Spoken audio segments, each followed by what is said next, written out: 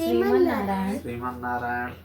राधे राधे। राधे राधे। जय श्री राम। जय सीताराम सीताराम सीताराम। श्री गणेशाय नमः। श्री गणेशाय नमः। श्री गणेशाय नमः। ओम गंगणपतये नमः। ओम गंगणपतये नमः। काशी काशी काशी काशी। ओम त्र्यंबकं यजामहे सुगंधिं पुष्टिवर्धनम् उर्वारुकमिव बन्धनान् मृत्युर्मुक्षीयमामृतात्। ओम सर्वमंगल मंगले शिवे सर्वसाधिके शरण्ये त्र्यंबके गौरी नारायणी नमस्ते। ओम ह्रीं क्लीं बंगलामुखीं सर्वदुष्टानां वाचं मुखं पदं स्तंभयजिह्वां कीले बुद्धिं विनाशाय ॐ स्वाहा। ओम भूर्भुवः स्वः तत्सवितुर्वरेण्यं भर्गो धीमहि धियो यो नः प्रचोदयात्। श्रीमन्नारायण चरणों शरणं प्रपद्ये। श्रीमते नारायणाय नमः। ओम सर्वधर्म परित्यज्य मामेकं शरणं व्रज अहं त्वां सर्पेभ्यो मुच्ययामि। मा लक्ष्मीनाथसमारम्भां नाथयान् मुधमाम् अस्मदाचार्याय पर्यन्तां वन्दे गुरु परंपरां। महर्षि वाल्मीकि की जय हो। वेद व्यास जी की जय हो। नारद जी की जय हो। श्रीमन्नारायण। राधे राधे। जय श्री कृष्ण। जय श्री राधा कृष्णाभ्यो नमः। श्री सीतारामाभ्यो नमः। हरिशरणम हरिशरणम हरिशरणम हरिशरणम। सभी देवी देवताओं को नमन प्रणाम। अंजनी गर्भ संभूत वायुपुत्र महाबल कौमार्य ब्रह्मचार्य तस्मै श्री हनुमते नमः। हे पवन पुत्र हनुमान जी, आप स्वतः पधारें, राम कथा को हमारे आप पूर्ण कराएं। जय श्री राम। जय श्री राम। जय श्री राम। जय श्री राम। हम लोग श्रीमद् वाल्मीकि राम कथा का रसपान कर रहे हैं। आज का दिन 10वां दिन है कि 11वां है? 11वां दिन है। आज का जो हमारा प्रसंग है 11वां। इतना तो आप लोग याद रखा करिए। मान लीजिए हम कहीं भ्रमित हो तो हमें आप बताइए, ठीक है? अब हमें लगता है जिस प्रकार से राम कथा चल रही है 40 प्रसंग के ऊपर ही जाएगा। अभी बाल कांड के हम 30 सर्ग तक सुना पाए हैं, ठीक है? अब कुल मिला के 500 सर्ग हमको चल रहा है। फिलहाल जितना ईश्वर ले चलेंगे, एक राम जी की कृपा है। हम लोगों ने जो अभी तक रसपान किया है, ताड़का वध, सुबाहु वध, विश्वामित्र जी का यज्ञ पूर्ण रूप से सही सलामत संपन्न हो गया ना। और फिर मारिच को एक बाण मार करके, मानवास्त्र मार करके मारिशस पहुंचा दिए हैं। 1200 किलोमीटर दूर जा करके मारिच गिरा है, जो बाद में स्वर्णमृग बनेगा। सीता हरण में भूमिका रहेगी उसकी। अब कुछ दिन रुकने के बाद वहां पे सिद्धाश्रम में, विश्वामित्र जी के आश्रम को सिद्धाश्रम कहते हैं, उस सिद्धाश्रम में रुक करके वहां पे ऋषि मुनियों के द्वारा वेद, पुराण, रामायण हर ग्रंथों का उन्होंने रसपान किया। अच्छा, क्या भगवान को वेद नहीं पता है? राम कथा नहीं पता है? पुराणों की बात नहीं पता है? उपनिषद नहीं? सब पता है। लेकिन एक मानव लीला कर रहे हैं। सब ऋषि मुनियों के मुख से सुन रहे हैं और सबको प्रणाम कर रहे हैं। हाँ, साष्टांग प्रणाम कर रहे हैं। मानव जैसा एक मानव का एक आदर्श जीवन होता है, वह हमारे प्रभु श्री राम जी करके हम लोगों को बता रहे हैं, ठीक है जी। फिर मिथिला से एक संदेश आया है, एक पत्र आया था कि मिथिला नगर में क्या है, धनुष यज्ञ का आयोजन है जी। सीता माता का स्वयंवर है, जिसमें समस्त चक्रवर्ती राजा, ऋषि मुनि से लेकर के समस्त दैत्य मानव सब बुलाए गए हैं। देवी देवता लोग सब, गंधर्व सब। उसमें विश्वामित्र जी को भी आमंत्रित किया गया है। तब उन्होंने श्री राम जी से कहा कि क्यों न चल करके हम लोग जनकपुरी में, मिथिलापुरी में उस यज्ञ को देखें अपने चक्षुओं से, अपने आंखों से। बड़ा अच्छा स्वयंवर है। तो प्रभु ने कहा ठीक है। श्री राम जी को लेकर के 100 बैलगाड़ियों के साथ जब ऋषि मुनि चलने लगे तो 100 बैलगाड़ी तैयार हुआ। अब समस्त राक्षसों से मुक्त हो चुका है सारा वन, चाहे वो सिद्ध आश्रम हो और चाहे वो ताटका वन हो, ठीक है। सब बिल्कुल पूर्ण रूप से सुरक्षित हो गया। किसी प्रकार का डर भय का माहौल नहीं रह गया। विश्वामित्र जी ने कहा समस्त ऋषि मुनियों से कि आप लोग चलिए, लेकिन सोनभद्र तट तक हमें छोड़ करके आप लोग वापस चले आएंगे। माने गंगा जी के किनारे तक हमें छोड़ करके आप लोग वापस चले आएंगे, हम लोग उस पार चले जाएंगे। ठीक है जी। वही हुआ। सब बैलगाड़ियों के साथ ऋषि मुनि चले। रास्ते भर जो है वेद पुराण की बातें होती चली गई। अब जितने मृग थे, जितने वहाँ पे जितने भी प्रकार के वहाँ पे जीव जंतु थे, सब सुरक्षित हो गए, सब पीछे पीछे चलने लगे। वन के जितने वनचर थे, जितने जंतु थे, जितने पशु पक्षी है, सब साथ में चल दिए और श्री राम जी के साथ सब चलने लगे। और खग अपने भाषा में, जंतु अपने भाषा में भगवान से सब बात करते हुए जा रहे हैं और सब बहुत खुश हैं कि आज हमारी योनि सफल हो गई। खग पशु पक्षियों की भी योनि सफल हो गई कि आज प्रभु श्री राम जी को वो लोग अपने आंखों से देख रहे हैं। ठीक है, इस प्रकार से बातें करते करते शाम का वक्त हो गया। ये लोग पहुंच गए कहाँ? सोनभद्र तट के पास, माने जो हमारी त्रिपथका है गंगा माँ के समीप, गंगा जी के समीप। ठीक है, वहाँ जब ये लोग पहुंच जाते हैं तो वहाँ का राज्य बहुत अच्छा राज्य था, समृद्धशाली जनपद था। हर जगह समृद्धशाली दिख रहा है, हरे भरे खेत दिख रहे हैं। ठीक है, हर जगह जल दिख रहा है, गंगा माँ का प्रवाह दिख रहा है। यह सब देख करके ऋषि मुनि वहाँ पे सब आचमन करते हैं। ठीक है, और शाम को संध्या काल का समय है तो वहाँ स्नान करके सब ठीक अपने देवी देवताओं का पूजन करते हैं। श्री राम जी भी यही करते हैं जी। किसकी पूजा करते हैं प्रभु? सूर्य भगवान की पूजा करते हैं, गायत्री मंत्र का जप करते हैं और अपने आप को ही रंगनाथ की जो मूर्ति है यह विश्व की प्रथम मूर्ति है। ठीक है, इसको जानना चाहिए। रंगनाथ कौन है? श्री नारायण ही है। उनकी प्रथम मूर्ति अगर कोई पूछे तो आप बताइए कि श्री रंगनाथ जी की प्रतिमा जो श्याम कलर में है ना, तो वह कौन है? श्री प्रभु ही है। अपनी मूर्ति को स्वतः प्रणाम करते हैं। अगर नहीं मूर्ति है, अयोध्या में मूर्ति रखी गई है, तो मन ही मन उनको संकल्प करके प्रणाम करते हैं। सरयू माँ को प्रतिदिन प्रणाम करते हैं, सरयू नदी को, और अपनी माता और पिता और गुरु वशिष्ठ को मन ही मन प्रणाम करते हैं, न रहने पर भी। अब यहाँ विश्वामित्र जी को साष्टांग प्रणाम करते हैं, सब ऋषि मुनियों को प्रणाम करते हैं, गायत्री मंत्र का जप करते हैं। अच्छा, यह कहाँ से मिला था? जो प्रतिमा है रंगनाथ जी की, कहाँ से मिला था? इसका निर्माण हुआ था मनु शतरूपा के समय।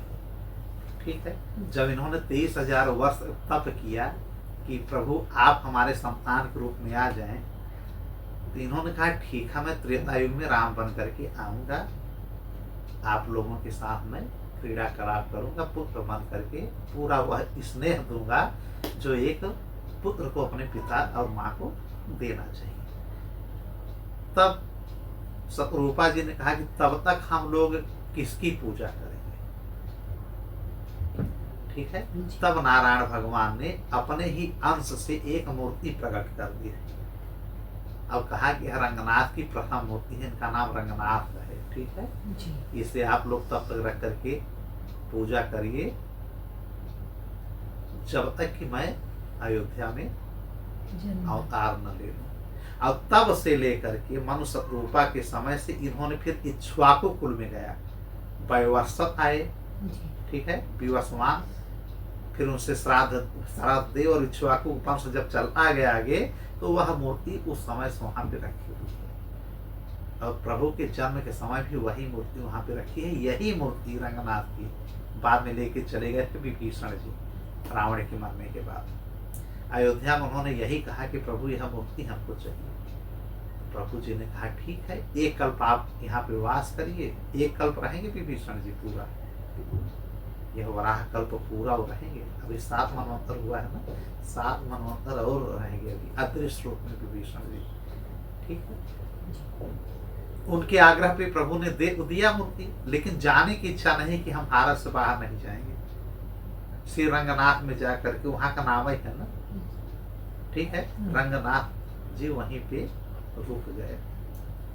और फिर चूंकि कहा था ना कि कहीं मुझको रखना मत, जमीन पे बिल्कुल मत रखना। और विभीषण जी ने वहां पे थोड़ा सा बर्डन बढ़ गया, वजन बढ़ गया, और थोड़ा इनको जैसे होता है कि सोच लग गई थी। अब सारा सब भूल गए विभीषण जी, वहीं रख दिया और वहीं पे स्थापित हो गए हैं रंगनाथ जी मुख्य रूप से दक्षिण भारत में। और तब से वहीं पे हैं। विभीषण जी ने बहुत कोशिश किया, वहां से नहीं उठे। फिर एक आकाशवाणी मूर्ति से होती है, मूर्ति से एक आवाज आती है और आकाशवाणी भी होती है कि अब आप विभीषण जी चले जाइए लंका, मैं यहीं रहना चाहता हूँ। आप प्रतिदिन मन के विवेक से आकर के पहली पूजा आप ही करेंगे। जैसे माँ शारदा का आज भी पूजा सबसे पहले कहा जाता है ना, जिसको आल्हा जी को करते हैं ना। जब वहां जाइए, यह चमत्कार है हमारे सनातन धर्म का जी। वहां पे ये लगता है कि पहले ही पूजा हो चुका है माँ मैया का, शारदा मैया का। पुजारी पंडा सब भ्रमित रहते हैं कि आखिर में कब आए कब चले गए, कुछ पता ही नहीं चलता है। जैसे निधि वन में आज भी रासलीला करते हैं हमारे कृष्ण बिहारी श्याम सुंदर जी, गोपियों संग राधा जी संग, लेकिन आज तक कोई पकड़ नहीं पाया। वहां का चमत्कार है कि 7 साढ़े 7 तक समस्त बंदर वहां से कहाँ चले जाते हैं, कुछ पता ही नहीं चलता। और वहां पे घोड़ों की आवाज आती है। जो भी वस्त्र दिए जाते हैं उनके मंदिर में, प्रांगण में, और तंबुल दिया जाता है, दातुन दिया जाता है, प्रसाद वह सब सुबह बिखरा हुआ मिलता है। प्रभु दातों को करके रख देते हैं, प्रसादी को कुछ ग्रहण कर लेते हैं मैया राधा के साथ। जो निधिवन के वन है, तो कहा जाता है गोपियां हैं, जो वृक्ष आप लोगों ने देखा होगा, वैसा वृक्ष और कहीं नहीं मिलेगा जैसा निधिवन का। तो प्रभु को बार बार प्रमाणित करते हैं कि हम हैं, लेकिन आप लोगों के जीवन गाथा या आप लोगों के प्रारब्ध में मैं इंटरफियर करने वाला नहीं हूँ। जो करोगे आप लोग वैसे ही अपना काम करिए, ठीक है। तो इस प्रकार से रंगनाथ की हमने कथा सुनाई। हम लोग अच्छा हाँ राम जी की कथा में हम लोग कहाँ पे हैं, पुराणों में चले जाते हैं जी। सोनभद्र तट के पास है। यह क्या है, जो आज का गाजीपुर नामक एरिया है, गाजीपुर एक जिला है जी, उसी के समीप गंगा जी के किनारे ये पहुंचे, ठीक है। जहाँ गंगा जी भी हैं और उसके पार करके जाना है इनको मिथिला के लिए, विश्वामित्र सहित श्री राम जी सहित। तो रात्रि में वहीं सब रुक जाते हैं कि अब सुबह यहाँ से आगे बढ़ा जाएगा। अब तब तक समस्त प्रकार की कथाओं का रसपान करते हैं कि आप कुछ सुनाइए, यह गंगा जी कौन है, यह क्षेत्र जो समृद्धशाली है, यह क्षेत्र कौन है। तब यह कथा सुनाते हैं विश्वामित्र जी। क्या अच्छा, ये तुलसीदास जी ने यह नहीं लिखा है, हमारे गोस्वामी तुलसीदास ने सीधा लिखा है कि प्रभु श्री राम जी लखन सहित विश्वामित्र गुरु के साथ ताड़कासुबाहु मारीच का संहार करते हुए, मारीच को मारीशस भेजते हुए राक्षसों का संहार करके सीधा चले गए थे जनकपुरी के लिए। बीच में मिल गई कौन, गौतम नारी अहल्या, जो शिला बनी हुई थी पत्थर, उनके ऊपर अपने पैरों को रखते हुए उनको पुनः स्त्रीत्व देते हुए स्त्री बनी, श्राप से मुक्त हो गई। अब फिर जाते हैं जनकपुरी। बस इतना कथा है। लेकिन वाल्मीकि जी की राम कथा को विशेष दर्जा इसलिए हम लोग देते भी हैं, देना भी चाहिए कि उस वक्त की ये उपस्थित पर्सन थे।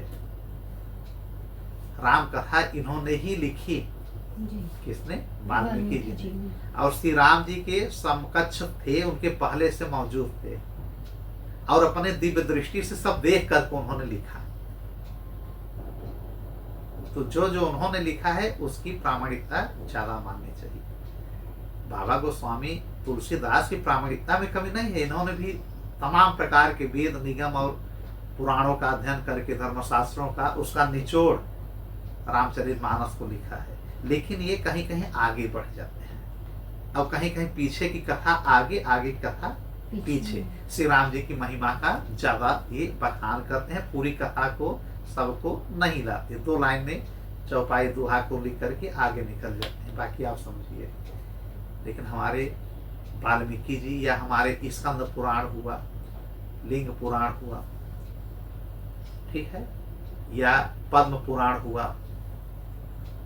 ब्रह्म पुराण हुआ, जितने भी पुराण हैं उन लोगों से लेकर के और धर्म ग्रंथों से लेकर के और अनेकों प्रकार के रामायण जो हैं सबका निचोड़ करके हम कथा को पिरो देते हैं कि कौन कहाँ से ला रहे हैं। बाकी वाल्मीकि जी का हम ज्यादातर हर कथा को हम लाए हैं, एक भी प्रसंग को हम छोड़ना नहीं चाह रहे हैं, जो भी समय लगे। तो यह डायरेक्ट वहां नहीं पहुंचे हैं अहल्या जी का उद्धार करने के लिए, एक रात भी वहां पे रुके हैं।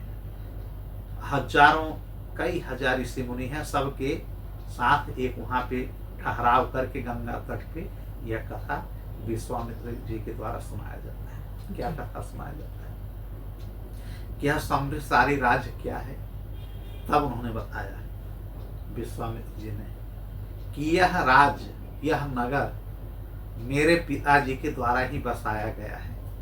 इसको गांधीपुर कहा जाता है। देखिए वही अब बन गया है गाजीपुर, पहले था गाधीपुर, गाधी, ठीक, इनके पिताजी का नाम है विश्वामित्र जी के। उन्होंने उस राज्य का अपने नाम से रख दिया पुर। पुर माने होता है नगर या शहर, जैसे हम लोग आजकल सिटी कहते हैं, टाउन कहते हैं, सिटी कहते हैं, ठीक है। तो उन्होंने अपने नाम से, पहले राजा अपने नाम से ही शहर बसा देते थे, तो उसके अपने नाम के आगे पुर लगा देंगे, तो उनका नाम गांधी था तो गांधीपुर हो गया। आज वही बदल करके गाजीपुर कर दिया गया, अपभ्रंश कर दिया गया।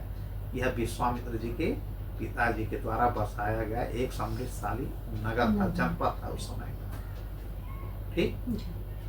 तो उन्होंने बताया कि यह समृद्धशाली नगर श्री राम जी मेरे पिता गांधी जी की ही द्वारा बसाया हुआ है। अब बड़ी जिज्ञासा हुई लखन जी को, श्री राम जी को, पूरी कथा हमको सुनाई कि गुरुदेव आप कौन हैं, आपके पूर्वज कौन हैं, यह नगर कैसे बसा। हम पूरा समय है रात्रि का, हम आपके मुख से आपकी ही कथा सुनना चाहते हैं, ठीक है। आखिर विश्वामित्र जी हैं कौन?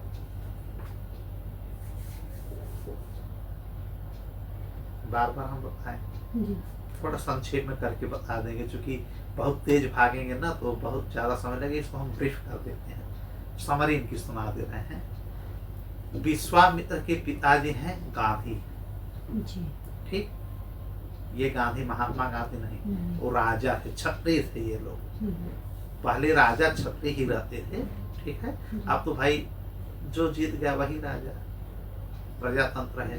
पहले क्षत्रिय होते हैं, बाद में मुगलों ने शासन कर लिया, लेकिन शुरुआत में केवल क्षत्रिय होते हैं। तो विश्वामित्र जी के पिता गांधी जी, गांधी जी के पिता कुशनाभ जी, कुशनाभ जी के पिता कुश, अब कुश जी के पिता ब्रह्मा जी। ये 5 पीढ़ियां इनकी है, ठीक है। कुश जी के 4 पुत्र थे। अब ऊपर से आ रहे हैं। लोक पितामह जो हमारे हैं, कमलासन जिसे हम चतुरासन कहते हैं या हम ब्रह्मा जी कहते हैं ना, इनके एक पुत्र हुए कुश। कुश को उन्होंने कहा कि अब तुम जो है सृष्टि में जा करके राज्य करो, राजा बन करके संतानोत्पत्ति करो, प्रजा को आगे बढ़ाओ, ठीक है। तो कुश के द्वारा 4 पुत्र पैदा होते हैं। पहले पुत्र होते हैं कुशाम्ब, कुशाम्ब के द्वारा कौशाम्बी बसाई जाती है, कुशाम्ब। और दूसरे होते हैं कुशनाभ, ये जो कुशनाभ की पीढ़ी चली आ रही है किनकी, विश्वामित्र। अब तीसरे इनके पुत्र होते हैं कुश के असुत राज, ठीक है, असुत राज होते हैं। और चौथे इनके पुत्र कुश के होते हैं वसु।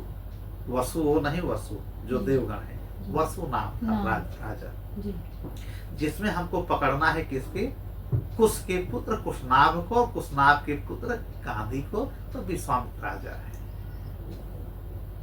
ठीक है। तो कुश जब वह वृद्ध हो गए, संन्यास लेकर के राजा बना करके कुशनाभ को चले जाते हैं जंगल में, फिर चले जाते हैं परम धाम। कुशनाभ बड़े अच्छे राज्य को चलाते हैं। उस समय इन लोगों का राज्य कहाँ था? कन्नौज, कान्यकुब्ज कन्नौज। ठीक, कुश से ही कन्नौज बना, कान्यकुब्ज बना। वहीं कुश ने शासन किया, वहीं कुशनाभ ने शासन किया। अब कन्नौज में ही राजा गाधी ने शासन किया। अब कन्नौज में ही विश्वामित्र जब कौशिक बन करके, इनके बचपन का नाम कौशिक था, विश्वामित्र के, या विश्वरथ नाम था, राजकुमार थे ना, क्षत्रिय राजकुमार। तो ये लोगों ने शासन किया है कहाँ पे? कन्नौज। लेकिन इनके पिता ने इतना राज बढ़ाया कि गाजीपुर को अपने नाम से, गांधीपुर ऐश्वर्य समृद्धशाली बना करके अपने नाम से दे दिया। वहां भी राज करने लगे। कुशनाभ की थोड़ी सी कथा सुन ले। कुशनाभ कौन है? विश्वामित्र के बाबा, दादा कहेंगे, ठीक है। तो दादाजी जब राजा बने तो धर्मज्ञ राजा है, हमेशा प्रजा का हित करते और धर्म की बातें करते। उनके राज्य में हमेशा समृद्धशाली खुशहाली था, सारी प्रजा खुश थी, न्याय करते थे। उनसे प्रेम कर ली एक अप्सरा घृताची, तो उसका नाम था घृताची। इनकी सुंदरता, कुशनाभ की, इनकी ऐश्वर्यता को देख करके उन्होंने प्रेम किया, और प्रेम किया कुशनाभ ने शादी भी कर लिया। कहीं कहीं तो पौराणिक कथाओं में यह भी है कि कुशनाभ की तपस्या को भंग करने के लिए घृताची आई। क्योंकि जब ये मंदिर में बैठ जाते हैं, खूब पूजा करते, और कुछ यज्ञ करने का उन्होंने संकल्प लिया, तो फिर वही इंद्र जी ने घृताची को भेजा कि जाकर के इनका तपस्या भंग करिए। अब कहीं कहीं कहा जाता है कि घृताची अक्सर स्वर्ग से आती थी, देवलोक से इस मनुष्य लोक में धराधाम की उनकी सुंदरता और उनकी प्रशंसा को सुन करके उन्होंने प्रेम कर लिया और शादी भी कर लिया। तो राजा कुशनाभ से और घृताची अप्सरा से 100 परम सुंदरी कन्याओं का प्रादुर्भाव होता है। कितने? 100 बड़ी सुंदर कन्याओं का प्रादुर्भाव होता है। उनको देख करके राजा बड़े खुश होते रहते हैं। कौन? कुशनाभ, कि हमारी लड़कियां बहुत सुंदर है। धीरे धीरे लड़कियां इनकी 100 बड़ी होने लगी, और 100 लड़कियां हमेशा उठ करके अपने पिताजी और माता को प्रणाम करती, और कभी अपने पिता के विरुद्ध ऐसा कोई कार्य नहीं किया कि पिताजी कभी उनसे ऊंची आवाज में बोले। राजा का 100 पुत्रियां एक मत से उनका सम्मान करती हैं, उनको ही अपना देवता और भगवान मानती है उनकी पुत्रियां। और इनके अंदर भी ऐश्वर्यता के साथ इतनी क्षमता है राजा के पास कि जैसे एक देवता के पास होना चाहिए। इतनी सिद्धियां इन्होंने कुशनाभ ने तप करके भगवान से, देवताओं से प्राप्त कर लिया। धीरे धीरे लड़कियां कुछ बड़ी हुई, तो राजा है, राजा का सरोवर था, राज्य था, उपवन था, सारी लड़कियां उपवन में जाया करती थी। एक बार 100 कन्याएं एक साथ गई थी उपवन में, तो बहने हैं आपस में, तो हंसी ठिठोरी स्नान करके जैसे निकली, और वहां पे वायुदेव का आगमन हो जाता है, पवन देव का, जो हनुमान जी के पिताजी। वायुदेव का वहां पे आगमन होता है, और हवा के झोंके से इन लोगों के जो कपड़े थे, साड़ियां पहने थी, थोड़े से आगे पीछे हो जाते हैं। इनकी सुंदरता को देख करके हमारे पवन देव जी कामातुर हो गए, मोहित हो गए, और इन्होंने एक प्रस्ताव रख दिया। किसने? पवन देव। किससे? राजा कुशनाभ की जो 100 पुत्रियां हैं उनसे, कि तुम लोग मेरी प्रेयसी बन जाओ। जो 100 बहनें हो, 100 की 100 मेरी प्रेमिका बन जाओ, और तुमसे मैं शादी भी कर लूंगा, मेरी भार्या भी बन जाओ। तुम लोग बहुत सुंदर हो, तुम्हें देख करके मैं मोहित हो गया हूँ, और मैं देवता हूँ। अब तुम लोग मानव रूप में पैदा हुई हो। अगर एक देवता किसी मनुष्य से स्पर्श कर लेगा तो तुम्हारी सुंदरता भी बढ़ जाएगी, और जो ये मरने का डर है, अमर हो जाओगी, मरोगी नहीं तुम लोग। कौन कह रहा है? वायुदेव जी। प्रलोभन भी दे रहे हैं, अपनी महिमा भी बता रहे हैं कि अगर मैं तुमको स्पर्श कर लूंगा तुम मेरी पत्नी बन जाओगी, तो 100 जो लड़कियां हैं, तो 100 लड़कियों का, पुत्रियों का उद्धार हो जाएगा, मेरी पत्नी बन करके पूरे जग में नाम रोशन हो जाएगा कि यार पवन देव की पत्नियां हैं। अब कभी मरोगी नहीं, अमर रहोगी। लेकिन ये 100 पुत्रियां धन्य हो। इतना प्रलोभन, इतना सब कुछ कहने के बाद कि देवता मेरे पास आए, लेकिन इन लोगों ने इनकार कर दिया। इन लोगों ने इनकार कर दिया। 100 की 100 कन्याएं एक मत से राजकुमारी थी। राजकुमारियों ने कहा कि हम अपने पिताजी के विरुद्ध काम नहीं कर सकते। हमारे पिताजी कुशनाभ जी राजा भी हैं, सम्राट भी हैं, उनका नाक हम लोग नहीं कटाएंगे। जहां वो हमको पकड़ा देंगे, हम कन्याओं को, बहनों को, वहां हम लोग खुशी खुशी चले जाएंगे। ये भी नहीं पूछेंगे कि पिताजी आप कहाँ हमारा ब्याह कर रहे हैं। हाँ, रही बात आपने प्रस्ताव दिया है पवन देव जी, आपका सम्मान है, लेकिन आप अधर्म की बात कर रहे हैं। आपको मेरे पिताजी से बात करनी चाहिए। आपके इस प्रस्ताव को मैं पिताजी के पास पहुंचाऊंगी। सारी कन्याएं कह रहे, सारी राजकुमारी हैं, और अगर हमारे पिताजी मान गए तो हम आपसे शादी कर लेंगे खुशी, और अगर नहीं माने तो आपकी सुंदरता, आपकी वायु देवता, आप देवता हैं क्या है, हमारे लिए एक तृण के बराबर है। न मुझे अमर होना है, न आप इतना ऐश्वर्यशाली हैं, पूरे संसार में आप पूजे जाते हैं। सही बात, अगर वायु न हो तो हम लोग एक पल नहीं चल पाएंगे, सांस ही नहीं ले पाएंगे। हर मनुष्य में वायु का होना आवश्यक है, वही ऑक्सीजन है, प्राणवायु है। यह जान रही हैं राजकुमारी लोग, लेकिन वो मना कर दें कि मैं, हम सब का यही मत है कि हम आपको बहिष्कृत कर रहे हैं, इनकार कर रहे हैं। अब आगे आपकी इच्छा हो तो हमारे पिताजी से बात करिए। यह पवन देव को बड़ा खराब लगा, असंतुष्ट हो गए। उन्होंने कहा, राजकुमारियों तुम लोग बहुत अड़ियल हो, उदंड हो। मुझसे मैं किसी को कह दूं, किसी को अगर प्रस्ताव कर दूं तो बड़ी बड़ी अप्सरा, कोई भी हमारे साथ समर्पण भाव कर देगा। तुम लोग एक मानव हो करके, तुच्छ मानव, मुझको इनकार कर रहे हो। मैं तुम्हारे पिताजी से चलूं तुम्हारा हाथ मांगने? गुस्सा होकर के 100 जो राजकुमारियां हैं सबके अंदर ही प्रवाहित हो जाते हैं, और 100 कन्याओं को, जो बड़ी बड़ी कन्याएं थी 12-12, 15-15 फीट की, इनको छोटा करते हुए लगभग एक बित्ता का कर देते हैं, इतना बड़ा। उस समय लोग कम से कम 15 फीट के होते हैं, ठीक है, कम से कम, और बड़े से बड़े होते हैं 30 फीट।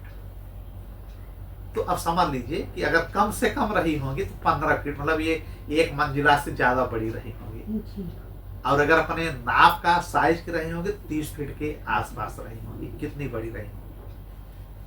लेकिन ये वायु का प्रकोप दे करके, वात प्रदोष करके उनके शरीर को पूर्ण रूप से टेढ़ा मेढ़ा कर देते हैं, कुबड़ी मतलब बना देते हैं, कुब्जा कर देते हैं। 100 की 100 राजकुमारियां कुरूप हो गई, बूढ़ी जैसे लगने लगे, और झुक करके वो लोग जैसे लौकी झुक जाए, करेला झुक जाए, ठीक है, उस प्रकार से ये लोग बूढ़ी हो गए, जैसे हाथ के बल चलने लगे, पैर हाथ लगभग बराबर हो गया। अब गुस्से में उन्होंने कहा, जाओ, तुम लोगों को मैं अमर बनाना चाहता है, अपना नाम देना चाहता है, तुम्हारा घमंड तुमको ले डूबा। अब भी समय है। अंदर से आवाज आ रही है कि अगर तुम लोग कह दो कि हमसे शादी करोगे, तुम्हारे इस वात रोग जो कर दिए हैं, पूरे शरीर को हमने कलंकित कर दिया है, कुब्जा कर दिया है, टेढ़ा मेढ़ा कर दिया है, कुबड़ी बन गई, इससे ठीक हो जाओगे। लेकिन राजकुमारियां धन्य हो गई है। यह विश्वामित्र जी के परिवार की कथा है। क्या लगेगी? उनके क्या लगेंगे, बहन ही लगेंगी। कुशनाभ की पुत्रियां हैं। कुश की मैं बात नहीं कर रहा हूँ, कुश ब्रह्मा से कुश, कुश से कुशनाभ। अब कुशनाभ और घृताची से होते हैं सब कन्याएं। इसी कुशनाभ से नहीं दादा लगेंगे, बाबा। इसी कुशनाभ से बाद में गांधी जी आएंगे। तो इनकी क्या लगेंगी, अब समझ लीजिए जो लगे, मतलब दादा की पुत्रियां हैं, जो भी लगे, रिलेशन निकाल लीजिए आप लोग। तो इन लोगों ने स्वीकार नहीं किया। वो लोग ने कहा कि मैं मर जाऊंगी, इस धरती पे जीने से क्या मतलब है, आना है और जाना है। पता है कि हम लोग आए हैं, एक दिन मर जाएंगे, लेकिन हम अपने धर्म से पदच्युत नहीं होंगे। जो हमारा धर्म कहता है उससे हम च्युत नहीं होंगे। हम अपने पिताजी के खिलाफ नहीं जाएंगे। टेढ़ी मेढ़ी होकर के अपने राज्य में पहुंचती हैं, अंतःपुर में। और राजा को जब पता चलता है कि ये 100 कन्याएं उनकी जो राजकुमारियां हैं वो बौना हो गई हैं, ड्वार्फ हो गई हैं, एक एक और एक हाथ की हो गई हैं। कोई और छोटा, कोई थोड़ा सा बहुत बड़ा है, एक हाथ का। उन्हें बड़ा कष्ट होता है। अंतःपुर में जाते हैं, सारी उनकी राजकुमारियां उनके चरणों में गिर जाती हैं। उनकी दशा को देख करके जमीन पे बैठ जाते हैं। राजा कुशनाभ कहते हैं, पुत्रियों बताओ यह तुम्हारा हाल किसने किया, मैं उसे श्राप दे दूंगा। वो चाहे देवता हो, चाहे गंधर्व हो, चाहे भगवान हो, जो भी तुम्हारे साथ गलत काम किया है उसको जीने का कोई अधिकार नहीं। मतलब उनके अंदर भी इतनी क्षमता थी राजा होते हुए भी। लेकिन राजा पहले राजर्षि बन जाते थे, ऋषि के समान। राजर्षि माने राजा होते हुए भी ऋषि। उनके अंदर इतनी क्षमता है कि श्राप दे सकते हैं। लेकिन कन्याओं ने कहा, राजकुमारियों ने, कि पिताजी श्राप तो हम लोग भी दे सकते थे। हमको जैसे कुब्जा बनाया गया कुबड़ी, हम भी श्राप दे सकते थे, लेकिन आपसे आदेश हम नहीं लिए थे। अब कोई भी काम हम लोग बिना आपके आदेश का नहीं कर सकते, इसलिए हमने श्राप नहीं दिया। अब कह कर रोने लगे। तब ये राजा कुशनाभ राजर्षि थे, इन्होंने अपने आंखों को बंद किया और देखने लगे कि इनके साथ कौन सी घटना घटी है। तो उन्हें सब पता चल जाता है। अपने दिव्य दृष्टि से देख लेते हैं कि हमारी पुत्रियों के साथ पवन देव गलत आचरण कर रहे हैं, दुराचार करने की कोशिश किए, और वही 100 कन्याओं के भीतर वात रोग बन करके चले गए हैं और पूरे शरीर को शिथिल कर दिए। और अपनी पुत्रियों की सारी बात सुन लिए कि इन्होंने तो हमारी ही बात की है, बड़ी अच्छी हमारी कन्या है। तो इन्होंने कहा, पुत्रियों कैसे खुश होगी, क्या वायु को हम श्राप दे दें, हमेशा के लिए सृष्टि में वायु ही नहीं रहेंगे।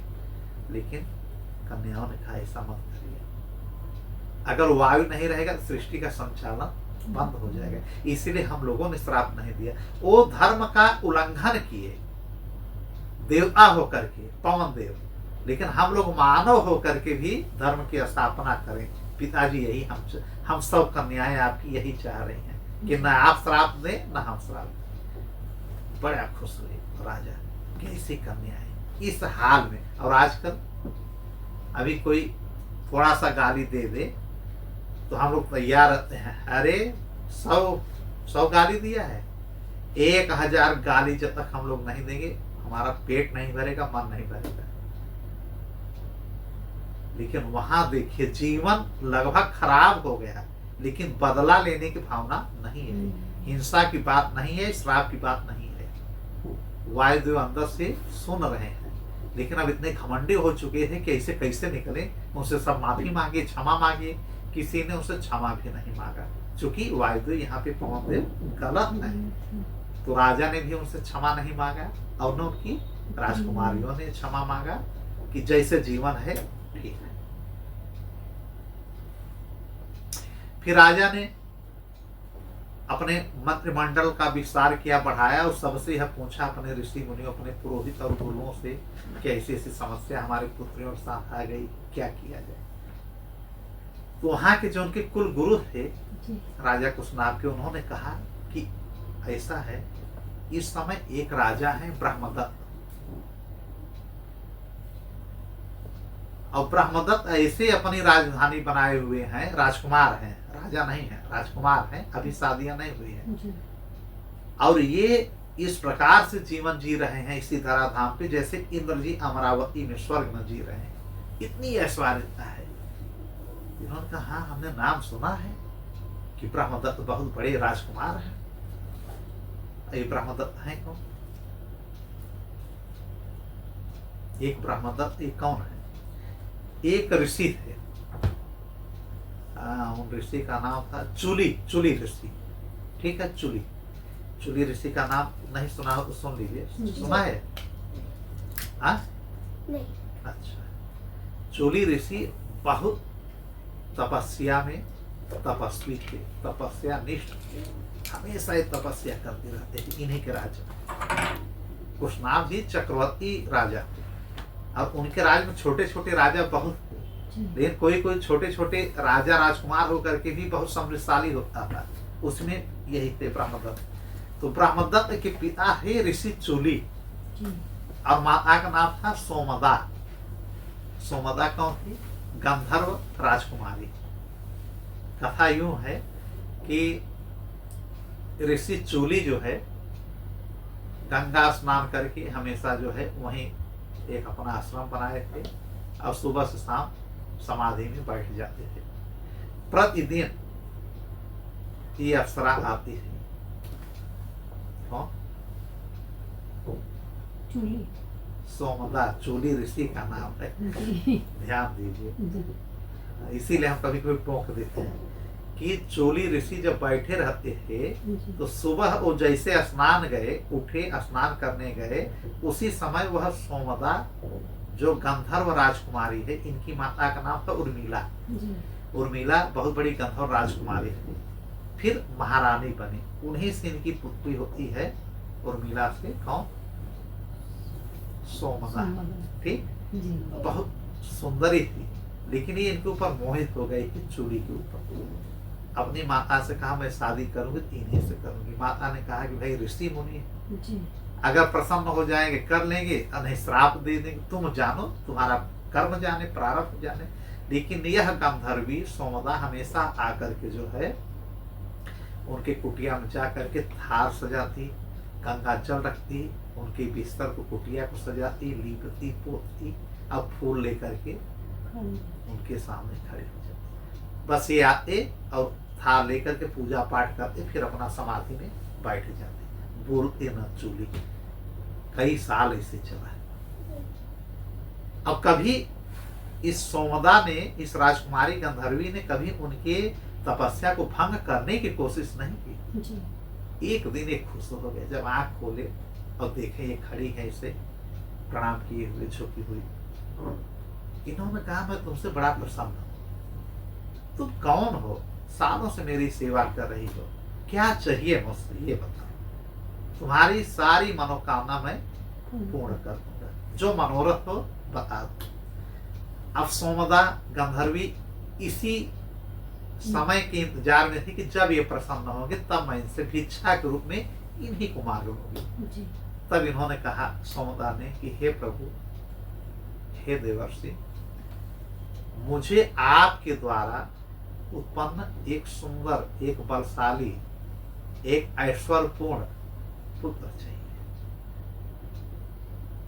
तो चूली ने कहा ये क्या मांग लिया, इससे तो हम ब्रह्मचारी हैं, हमारा ब्रह्म तत्व जो है टूट जाएगा, तुमसे शादी करना पड़ेगा, जब ब्याह करेंगे तभी तो पुत्र होगा। तो फिर से झुका करके सोमदा इनके चरणों को देखने लगी। अब ये कह चुके हैं कि जो मांगोगी देंगे। तो उन्होंने कहा ठीक है, तुम्हारे लिए हम अपने ब्रह्मचारी वेश को कुछ समय के लिए छोड़ देंगे, तुमसे हम ब्याह करेंगे। फिर ब्याह कर करके ये दोनों रहने लगे। कौन? चूली ऋषि और सोमदा गंधर्वी, जो कि उर्मिला गंधर्वी की पुत्री है। और इनसे एक पुत्र होता है, वही पुत्र है ब्रह्मदत्त जी। तो ऋषि मुनियों ने यही बताया कि ब्रह्मदत्त से अगर आप शादी कर देंगे तो इनके अंदर इतना तपोबल है, एक तो चूली की पुत्र है और गंधर्व की वो लड़की है, इसलिए एक ताकत वो है और एक खुद बहुत ऐश्वर्यशाली है, जो चाहेंगे वो कर लेंगे। अगर इनकी पत्नी ये बन गई तो वायुदेव अपने आप छोड़ करके चले जाएंगे। नहीं, आप लोगों ने श्राप नहीं दिया, वायुदेव को श्राप दे सकते हैं, तो ब्रह्मा जी सारे देवता इन्वॉल्व हो जाएंगे इस मामले में। ये बड़े खुश होते हैं। राजा कुशनाभ फटाफट जा करके सोमदा के पास और चूली के पास यह शर्त रखते हैं कि आप क्या है, जो राजकुमार, वो राजकुमार ये ऋषि मुनि बने हैं, लेकिन वो राजकुमार बन करके अपनी माता के साथ, सोमदा के साथ राजमहल में रहते हैं ब्रह्म। और ये पुनः चूली ऋषि बन गए थे। ये संतान, भाई संतान की बात की, संतान दे दिया, फिर ये अपने तपस्या में लग गए थे। इन्होंने कहा ठीक है ब्रह्मदत्त, अगर चाहे तो आप अपनी बेटी की शादी कर लीजिए, हमारी पत्नी सोमदा से आप मिल लीजिए। जाते हैं, सोमदा की शर्त को स्वीकार कर लेती है कि ठीक है, सब कन्याओं को एक साथ शादी कर दीजिए ब्रह्मदत्त से। ब्रह्मदत्त राजकुमार थे, बहुत सुंदर थे, इनको बुलाया गया, इनसे भी राय सलाह लिया गया। इन्होंने कहा जब मेरी माता ने कह दिया है और पिता ने कह दिया है, मैं कौन होता हूँ रोकने वाला। जबकि उनको पता है कि उनकी 100 जो पत्नियां आ रही हैं सब एक एक हाथ की हैं, और यह उनको नहीं पता है कि उनकी स्पर्श से वो राजकुमारियां पुनः ठीक हो जाएंगी। फिर भी ब्रह्मदत्त यह स्वीकार कर लिए कि हम शादी कर लेंगे, हम अपने माता और पिता की आज्ञा की अवहेलना नहीं करेंगे। आजकल कैसे लड़के करेंगे? आजकल के माँ बाप कहते रह जाएं कि बड़ी अच्छी है, बहुत सुंदर है, बड़ी संस्कारी है, मैंने देखा है, बेटा शादी कर लो। बेटा क्या कहेगा? आप ही शादी कर लीजिए, हम क्यों शादी करें? जीवन मेरा है, जिंदगी मेरी है, आप पुराने ख्यालात के हैं पिताजी। ये फोटो देखने से थोड़ी होगा। जब तक मैं उसके साथ पार्टनरशिप न करूं, इंटर्नशिप न करूं, साथ में घूमूं न, 4 महीने समय न बिताऊं, मोबाइल पे हेलो हाय न करूं, रात में वीडियो कॉलिंग न करूं, और मुझको सुंदर लगनी चाहिए, आपको नहीं। या उसकी ऊंचाई छोटी है, उसकी नाक बड़ी है, उसकी लंबाई, यही हाल लड़की का भी है, यही हाल लड़कों का भी है। दोनों कुछ न कुछ कमी निकालते हैं। माँ बाप की सुनने के लिए कोई खाली नहीं, लेकिन पहले के लोग सब सुन लेते हैं। ब्रह्मदत्त की शादी हो गई और 100 कन्याएं आई। कुशनाभ ने एक ही मंडप में 100 कन्याओं को सौंप दिया। ब्रह्मदत्त को शादी हो गई सकुशल। जैसे अपने राजमहल में आए, 100 कन्याएं झुक झुक करके जैसे फुटबॉल जैसा सब जाती हैं इनका चरण छूने। अभी बेचारू इनको गले लगाए कैसे, जब देख रहे हैं ब्रह्मदत्त की हमारी पत्नियां हैं ये मंडप में, फिर उन्होंने कुछ बोला नहीं कि ठीक है जैसी है। अब जब वो चरण छू रहे हैं, सोच रहे हैं कैसे हम क्या करें, फिर बैठ जाते हैं जमीन पे ब्रह्मदत्त, और सब जितनी इनकी पत्नियां हैं सबको बुलाते हैं कि आओ सब गले लगो।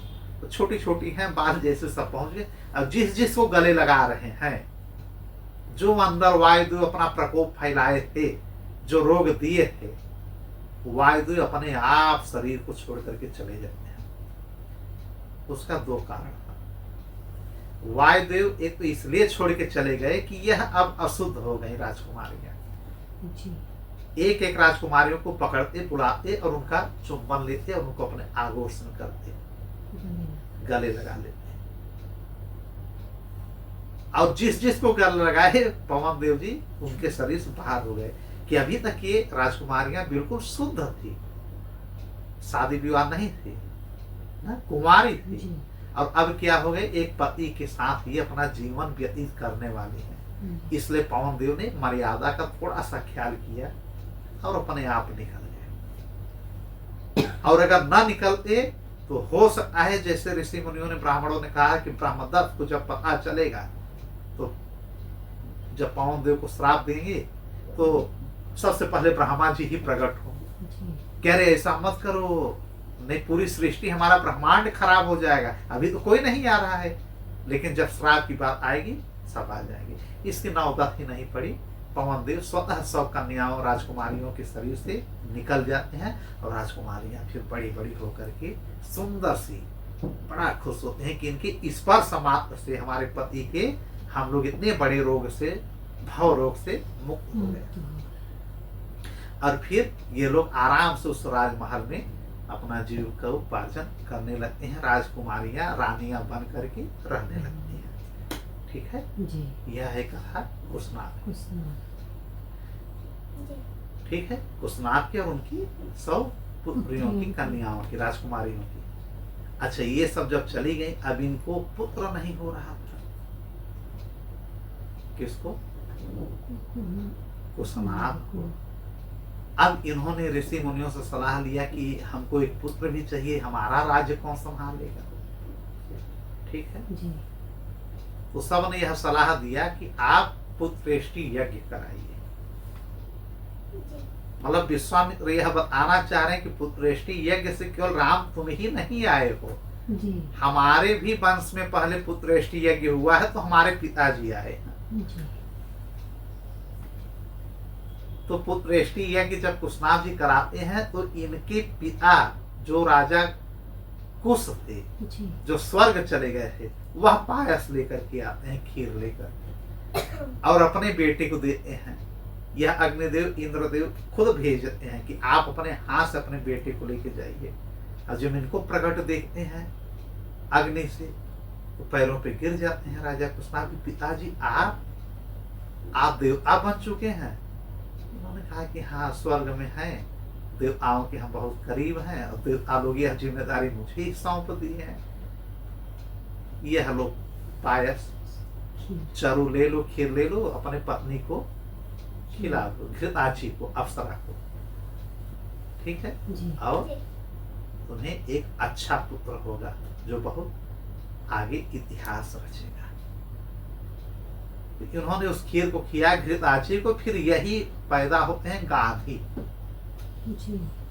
ठीक, गांधी। अब गांधी बहुत बड़े राजा बनते हैं। कुशनाग जी फिर चले जाते हैं, इनको राज्य अपना दे करके, अप्सरा भी चली जाती हैं, फिर ये राजा बनते हैं। कौन? गांधी। इसीलिए विश्वामित्र को गांधी तनय कहा जाता है।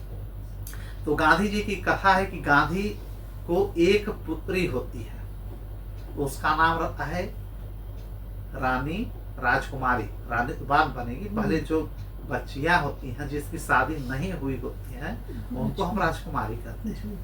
ठीक है, ये बात समझा करिए। तो इनकी एक बेटी होती है, ये क्षत्रिय थे, उनका नाम कौशिकी रहता है। कौशिकी। उन्हीं का नाम होता है सत्यवती। ठीक है जी। अब कौशिकी जब बड़ी होती है तो बड़ी सुंदर रहती है। तो एक ऋषि थे, ऋषि ऋचिक।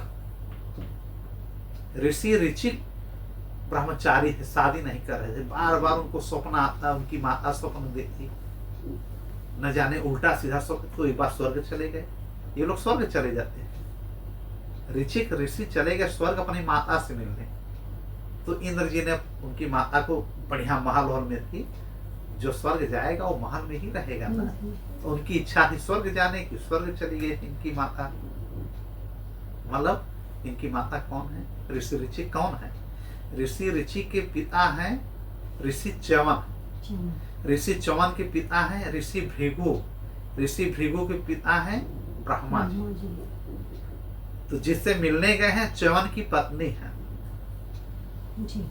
ठीक है, ऋषि च्यवन की पत्नी है, मतलब इनकी माँ है। तो ऋषि ऋचिक जाते हैं, अपनी माता को प्रणाम करते हैं। इन्होंने कहा, माता बार बार आप स्वप्न में आ रहे हैं, जबकि हमारे पिता जो है च्यवन जी कभी हमारे स्वप्न में नहीं आ रहे हैं। तो आज मैं मिलने चला आया और हमको स्वप्न में लगता है कि आप बहुत बेचैन हैं। इन्होंने कहा, हाँ बहुत बेचैन है। हम लोगों के सही से उत्तीर्ण मुक्ति कैसे मिलेगी, अब तुमको भी कैसे मिलेगी? तुम इतने बड़े ऋषि बन गए, इतनी बात नहीं समझ रहे हो? इन्होंने कहा, क्या हुआ माँ? जब तक शादी नहीं करोगे तुम अपने माता पिता से उऋण नहीं होगे। मतलब गृहस्थ आश्रम सबसे अच्छा माना गया है कि पुत्र पुत्री का होना आवश्यक है, इससे ऋण मुक्ति मिलती है, पितृ ऋण से। ठीक है, 5 प्रकार के ऋण होते हैं, हमने कई बार बताया है। मुख्य रूप से 3 ही लोग मानते हैं, एक पितृ ऋण, एक मातृ ऋण, एक देव ऋण। लेकिन मानना चाहिए एक ऋषि ऋण भी मानना चाहिए और एक गुरु ऋण भी मानना चाहिए। यह 5 ऋण हर इंसान व्यक्ति के ऊपर होता है और हर ऋण से उत्तीर्ण होना चाहिए। माता पिता के ऋण से कहा गया है कि पुत्र पुत्री पैदा कर लोगे तो उत्तीर्ण हो जाओगे। गुरु के माता से तो खैर कहा गया है कि आप उत्तीर्ण नहीं ही होंगे, हमारा शास्त्र कहता है, लेकिन फिर भी पुत्र पुत्री होने पे काफी हद तक राहत मिल जाती है। और गुरु के ऋण से हम कैसे मुक्त होंगे? जब उनके द्वारा बताए गए रास्तों के सन्मार्ग का, सद्भाव का हम पालन करेंगे और उनके मंत्रों का हम सही ढंग से उच्चारण करेंगे। देवताओं के ऋण से हम कैसे मुक्त होंगे? जब देवताओं की बात हम सुनेंगे या सुनाएंगे, कथा सुनेंगे, सत्संग कहेंगे, करेंगे, तब उनके हम ऋण से मुक्त हो जाए। आखिर देवताओं का ऋण है ना, भगवान का ऋण है ना। ये शरीर दिए हैं हम लोगों को, फ्री में पानी दे रहे हैं, जल दे रहे हैं और सूर्य की रोशनी दे रहे हैं, पूरी प्रकृति दे दिए हैं। इतना बड़ा जंगल, ये गंगा जी क्या हम लोग लगाए हैं क्या, या लाए हैं? तब उनसे हम ऐसे मुक्त होंगे। ठीक है। अब शिक्षा गुरु जैसे हैं कि हमने जो उनसे शिक्षा लिया है वही शिक्षा लोगों में हम बांट दें। इसी प्रकार से ऋण से हम मुक्त हो सकते हैं। किसकी कथा सुना रहे हैं? ऋषि ऋचिक की। हम कहाँ चले जा रहे हैं? चले जरूरी है। तो ऋषि ऋचिक से जब उनकी माता ने कहा कि तुम शादी कर लो, तब मैं पूर्ण रूप से, मेरा जो ये छटपटाहट है कम हो जाएगा। तुम्हारे पिताजी का भी यही आदेश है। वो ब्रह्मलोक चले गए थे, ऋषि चौन ब्रह्मा जी के लोक में गए थे। उनसे भी हमारी मुलाकात हुई, बात हुई, उन्होंने कहा शादी करना चाहिए। आखिर में उन लोगों ने भी तो शादी किया है, अब तुम कहते हो हम शादी ही नहीं करेंगे, इसलिए हम लोग बेचैन हैं। तो ऋषि ऋचिक ने कहा कि आपकी आज्ञा का हम पालन करेंगे। अब ये जाते हैं तो इंद्र के पास। तो देवराज इंद्र कहते हैं कि बड़ी अच्छी बात है, आप शादी कर लीजिए। इन्होंने कहा हमको समझे में नहीं आ रहा, मैं बूढ़ा हो गया। बूढ़े हो गए थे जी। इन्होंने कहा मैं इतना बूढ़ा हो गया, कौन अपनी कन्या हमको देगा? अब किससे शादी करने की हमारे पिता और हमारी माँ संतुष्ट हो जाएंगी? आप किसी का नाम बता दें, मैं उसी से शादी करूंगा। इन्होंने कहा वाह, बड़ी अच्छी बात है। ब्रह्मा जी ने एक बार हमसे कहा था कि ऋषि ऋचिक को शादी करनी चाहिए गांधी जो है उनकी पुत्री से, कौशिकी से। इन्होंने कहा गांधी जो राजा है उनकी पुत्री से, मैं तो ब्राह्मण हूँ। इन्होंने कहा नहीं, आप नहीं शादी करिए, ब्राह्मण मत लीजिए, मत ढूंढिए। इन्होंने कहा ठीक है। ये तत्काल स्वर्ग से चले गए राजा गांधी के पास। राजा गांधी उस समय कन्नौज की भाई चक्रवर्ती राजा थे। जब ये हुआ कि ऋषि ऋचिक आए हैं तो उन्होंने उनका स्वागत किया, आगवानी किए, बैठाए अपने राज दरबार में। लेकिन देख रहे हैं उनके सब चमड़े झुले हुए हैं, बूढ़े हो गए हैं, हड्डियां कांप रही हैं, हाँ, कमंडल लिए हैं। उन्होंने बैठाया और पूछा कि कारण क्या है? ऋषि मुनि भाई हमारे दरबार में आए हैं क्षत्रिय की यहाँ। तो इन्होंने कहा कि जो तुम्हारी पुत्री हैं कौशिकी से मैं शादी करना चाहता हूँ। अब राजा सोचे कि ये तो मैं फंस गया, अगर मैं इनकार करूंगा तो श्राप दे देंगे, हमारा पूरा राज्य नष्ट हो जाएगा। तो गांधी ने की युक्ति सोची। उन्होंने कहा ठीक है, लेकिन मेरी एक शर्त है। तो ऋषि ऋषि ने कहा बताइए। ये नहीं कहा उन्होंने कि आप बूढ़े हो गए हैं, कहा मेरी राजकुमारी 16 साल की, अब कहा हजारों वर्ष की आपको सब नहीं लग रहे। लेकिन ये पिताजी नहीं बोल रहे हैं, गांधी जी माने विश्वामित्र के पिताजी। उन्होंने कहा गांधी जी ने कि ऐसा है, 1000 घोड़ा, 1000 घोड़ा बिल्कुल सफेद कलर का, कहीं भी कोई निशान उनके पूंछ ऊंच में कहीं नहीं होना चाहिए, बस उसका एक कान काला होना चाहिए। क्या होना चाहिए? एक कान काला होना चाहिए। अच्छा, यही कथा कहीं कहीं है कि काला घोड़ा होना चाहिए पूर्ण रूप से, एक कान सफेद होना चाहिए। जो भी हो, दोनों कंसेप्ट हम बता दे रहे हैं। तो उन्होंने कहा ठीक है, 1000 घोड़ा एक ही कलर का, कान थोड़ा सा मान लीजिए काला है, सफेद शाम कलर होना चाहिए, मतलब काला होना चाहिए। इन्होंने कहा ठीक है, मैं लाऊंगा। अब उन्होंने कहा पिंड छूटी हमारी। राजा गांधी ने सोचा कहाँ ऐसा पाएंगे कि एक ही कलर का न भाई कोई भी घोड़ा होगा अगर आप देखेंगे तो कई कलर में हो जाते हैं, कोई भी जानवर हो पूंछ कुछ अलग हो जाएगी, आंख अलग, बरौनी अलग, कुछ न कुछ डिफरेंट हो जाता है। लेकिन उन्होंने कहा कि एक ही साइज के, एक ही कलर के, कोई भी ऊंचाई निचाई भी डिफरेंट ना हो। यही मेरी सोच है कि यही हमारी जो मनोकामना पूरी कर दीजिए, मेरी बेटी से आप शादी कर लीजिए। अब ये कह तो दिए, बाहर निकले, फिर समझ गए ऋषि ऋषि कि ये राजा मेरे साथ तो गेम खेल गए हैं। लेकिन चलिए मैं प्रयास करता हूं, जा करके ये जल देवता वरुण देव को प्रसन्न करते हैं, उनकी तपस्या करते हैं। जल के देवता है ना वरुण देव। एक वरुण देव कौन है? ऋषि कश्यप और माता अदिति के पुत्र हैं, इंद्र के भाई। ये प्रकट होते हैं जल में से। वरुण देव कहते हैं मैं आपसे खुश हूँ, बताइए ऋषि ऋषि आपको क्या चाहिए? इन्होंने कहा आपको 1000 घोड़ा चाहिए जो पूर्ण रूप से सफेद हो, उसका खुर हो चाहे उसकी पूंछ हो, पूर्ण रूप से सफेद होना चाहिए। खुर भी, जबकि खुर अलग कलर का होता है, पैर हाथ सब उसका पैर से लेके पूरा शरीर सफेद होना चाहिए, और कान एक पूरा काला होना चाहिए। उन्होंने कहा ठीक है, जब तुमको 1000 घोड़ा चाहिएगा तुम याद कर लोगे 1000 घोड़ा वहां पहुंच जाएंगे। इन्होंने कहा बस यही चाहिए। इन्होंने राजा से कहलवाया गांधी से कि अपनी कन्या की मंडप तैयारी करो, मैं घोड़ा लेकर के आ रहा हूँ। 1000 घोड़ा लेकर के गए। राजा गांधी चकित हो गए कि यार मैंने तो ऐसा शब्द रखा था कि जिससे कि कभी पाएंगे नहीं, एक घोड़ा नहीं पाएंगे, ये 1000 घोड़ा लेकर के चले आए।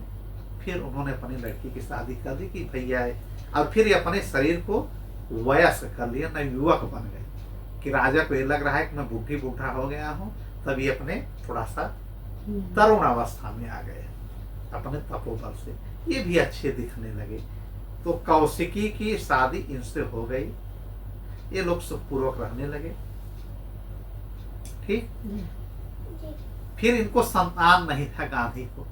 अब पुत्री चली गई ऋषि ऋषि के पास। तो जो सत्यवती थी उन्हें गांधी की पुत्री अपनी माँ को बड़ा मानती थी, आए दिन उनको बुलाती थी।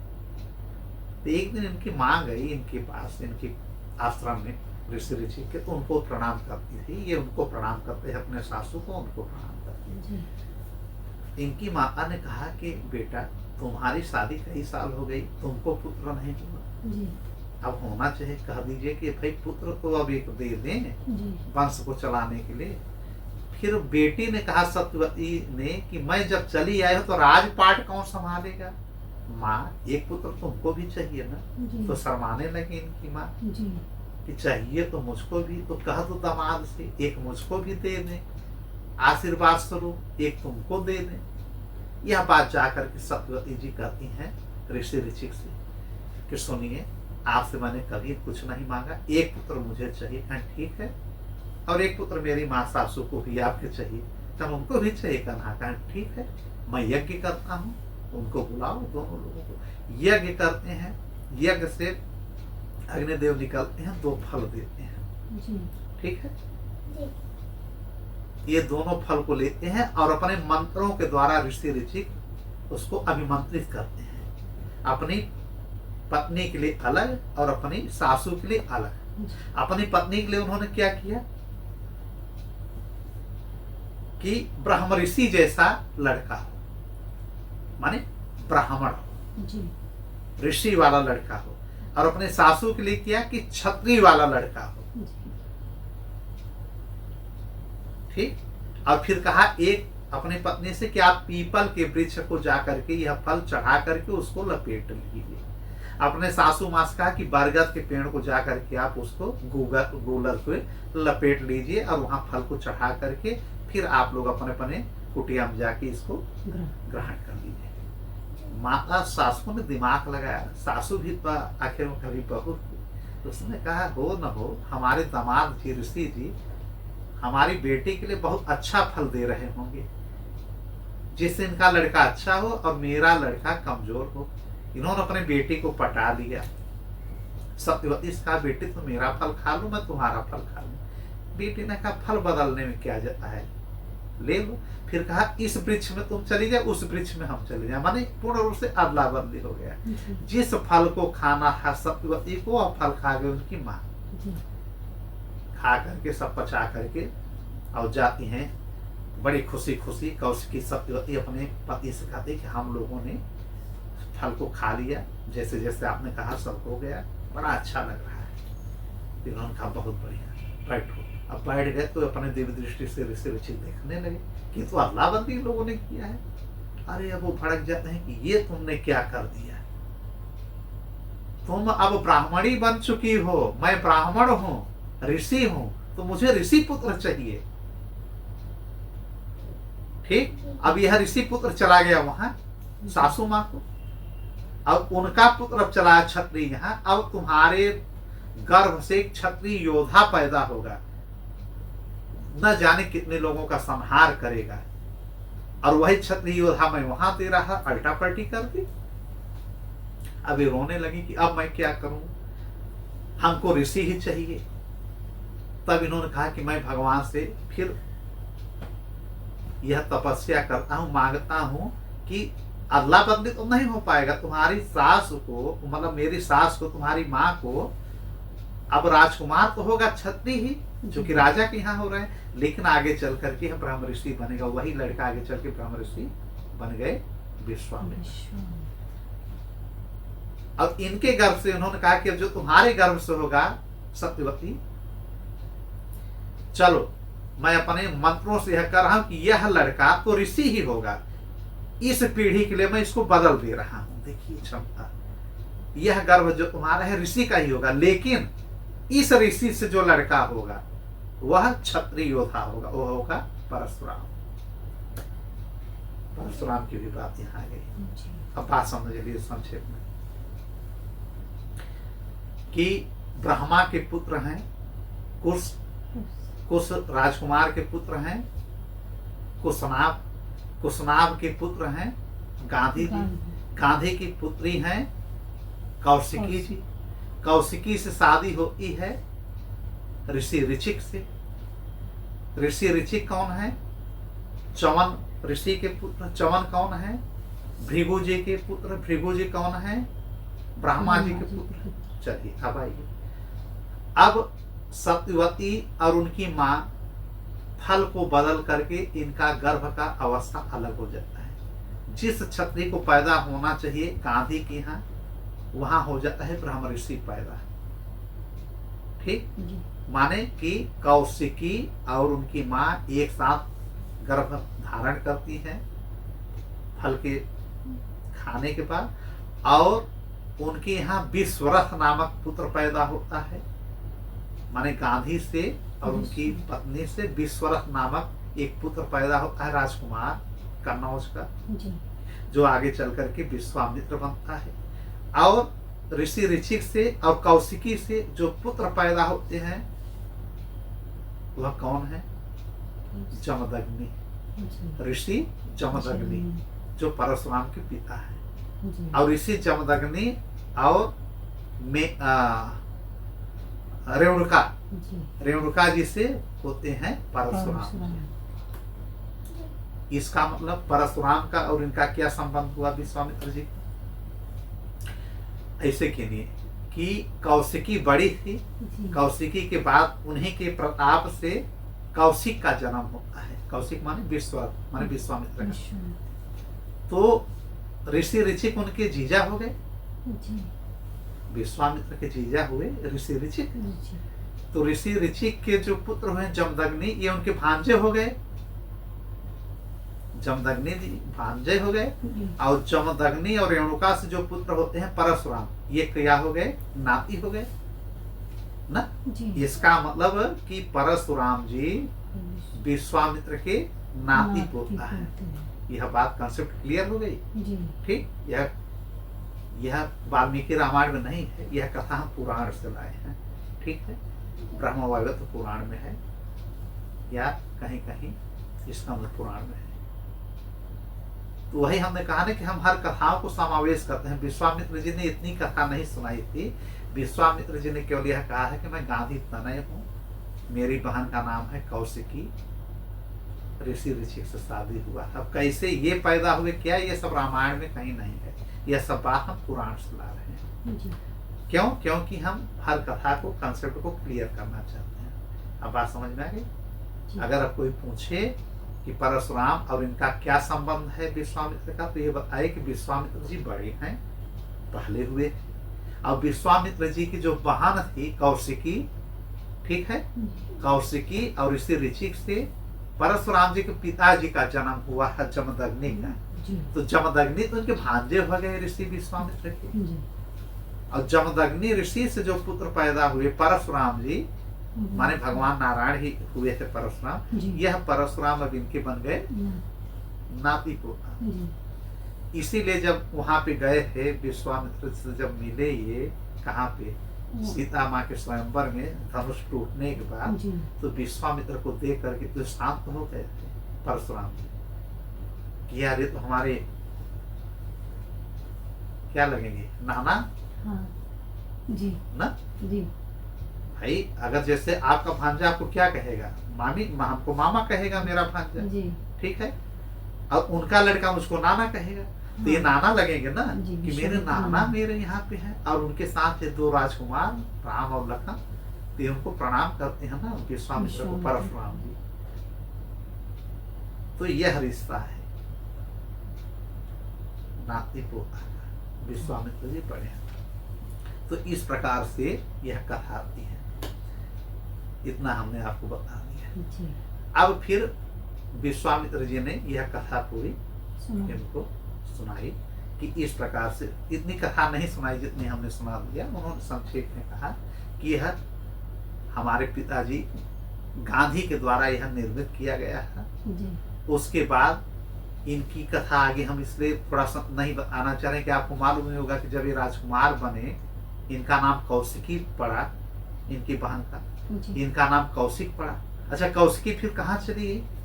कौशिकी माने सत्यवती, फिर सशरीर चली गई थी स्वर्ग। ये भी जान लीजिए, इनकी सगी बहन विश्वामित्र जी की सशरीर चली गई स्वर्ग।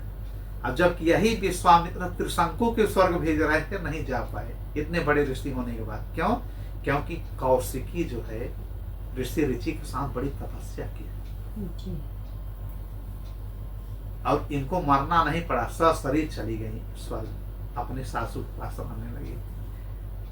ऐसे ऐसे लोग हैं। और इस शरीर को, भाई यह शरीर तो एक बार सशरीर चला गया, लेकिन अपने उस शरीर के द्वारा जो इनका एक जल निकला, प्रवाहित हो गई, एक रूप से यह जल के रूप में प्रवाहित हो गई और एक रूप से शरीर को लेकर के चली गई स्वर्ग देवलोक में। कौन? कौशिकी।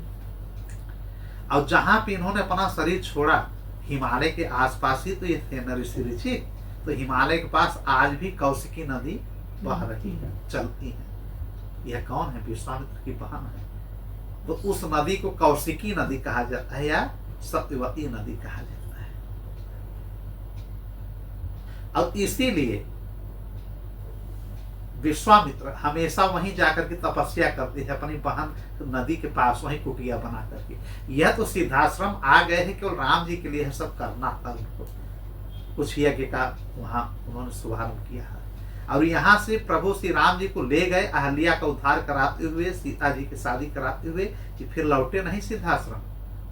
ये चले जाते हैं अपनी बहन कौशिकी के नदी के पास और वहीं अपना जीवन भर रहते हैं। ठीक है, यह जानना चाहिए। कौशिकी नदी के तट पे अपनी बहन से इतना ही प्रेम करते हैं विश्वामित्र जी कि हमारी बहन की वजह से ही मेरा जन्म हुआ था। न बहन जी जीजा जिससे फल लाती हमारी माँ को देती, न मैं पैदा होता, और न फल का अदला बदली हमारी बहन करती अगर कौशिकी, न मैं ब्रह्म ऋषि होता। हमारी माँ के हर बात को उन्होंने स्वीकार कर लिया, अपने फल को, जबकि जानती है कि हमारे पति हैं, हमारे लिए कुछ अलग ढंग का फल उन्होंने निर्माण किया होगा, उसमें एक अलग पुण्य होगा, लेकिन उस फल को हमारी माँ को दे दिया और वो अपनी माँ से मैं पैदा हुआ। यह सब कृपा हमारी बहन का है, इसलिए हमेशा अपनी बहन को बहुत चाहते थे। उनके न रहने पर भी कौशिकी को अपना अगर ये तपो भूमि बनाए तो अपनी बहन के तट पर ही अपनी भूमि बनाए, वहीं रहते थे हमेशा। राम श्री राम जी से भी उन्होंने कहा कि हम मिथिला से चले जाएंगे कौशिकी नदी के पास हिमालय, वहीं हम तपस्या करेंगे। और यही सोनभद्र तट पे कथा सुनाने के बाद ऋषि मुनियों से भी कहा कि अब आप लोग यहाँ से सुबह चले जाइएगा, अब हम आगे की यात्रा केवल श्री राम, लखन और मैं स्वतः 3 लोग ही जाएंगे। ठीक है। तो यह कौशिकी है, कौशिकी नदी बहुत पवित्र नदी मानी जाती है। और इनको कौशिक इसीलिए कहा जाता है क्योंकि बहन का नाम कौशिकी, इनका नाम कौशिक। जब ये बड़े होते हैं तो थोड़ा सा कथा सुने ही होंगे कि जाते हैं जब 1 लाख सैनिकों को लेकर के, हाँ, कहाँ पे, वशिष्ठ जी के आश्रम पे, वहां जब रुकते हैं तो उनकी गाय एक रहती है नंदनी। यह नंदनी गाय कौन है? नंदनी गाय कामधेनु जो गाय हैं जो स्वर्ग में रहती हैं, उनकी पुत्री हैं। इंद्र जी ने नंदनी गाय को दिया है किसको? वशिष्ठ जी को। तो 1 लाख सैनिकों के लिए वह पूर्ण रूप से खाना, रहने की जगह सब व्यवस्थित कर देती है नंदनी। यह सब जब जानते हैं यह विश्वरथ या राजकुमार कौशिक बड़े हो जाते हैं तो कहते हैं इनसे वशिष्ठ जी से कि इसका रहस्य क्या? तो उन्होंने कहा कि ये रहस्य इसका यह नंदनी गाय है। ये चाहे सोने का महल बना दे, चाहे ये राजभोग खिला दे, चाहे लाखों करोड़ों लोग आ जाएंगे, सबको भोजन मिल जाएगा। अब ये उनके ऊपर मोहित हो गए कि यह तो राजा के पास होनी चाहिए, मैं क्षत्रिय हूं, मैं राजा हूं, ये हमको दीजिए। इसी बात को लेकर के दोनों में महायुद्ध हो गया ना। और विश्वरथ के 100 पुत्र थे जो वशिष्ठ के द्वारा मारे गए। विश्वामित्र जो कौशिक हैं, इनके 100 पुत्र थे, सब मार दिए गए उनके द्वारा। और नंदनी गाय से लाखों करोड़ों सैनिक निकलते थे, इनके सैनिकों का सफाया कर देते। कई बार ये लड़े, विश्वामित्र कौशिक जी कई बार इनसे लड़े वशिष्ठ जी से, हर बार हार गए। तब उन्होंने कहा बेकार है राजा साजा बनना, मैं ऋषि बनूंगा। देखिए फल का प्रभाव। तब ऋषि बनने के लिए लाखों वर्ष तक इन्होंने तपस्या किया है भैया, ऐसा नहीं 10-10 हजार वर्ष एक बार में तपस्या करते हैं। फिर ब्रह्मा जी खुशी हुए तो इनको राजर्षि का दर्जा दिया। ये खुश नहीं हुए, माने राजा सब क्या बन गए? राजर्षि। फिर 10,000 वर्ष तक इन्होंने तपस्या किया, फिर क्या बन गए? ऋषि बन गए। फिर नहीं संतुष्ट हुए ब्रह्मा जी से, इन्होंने कहा मैं जब तक ब्रह्म ऋषि नहीं बनूंगा तब तक मैं तपस्या नहीं छोड़ूंगा। फिर विश्वामित्र जी 10,000 वर्ष तपस्या करते हैं, फिर क्या बनते हैं?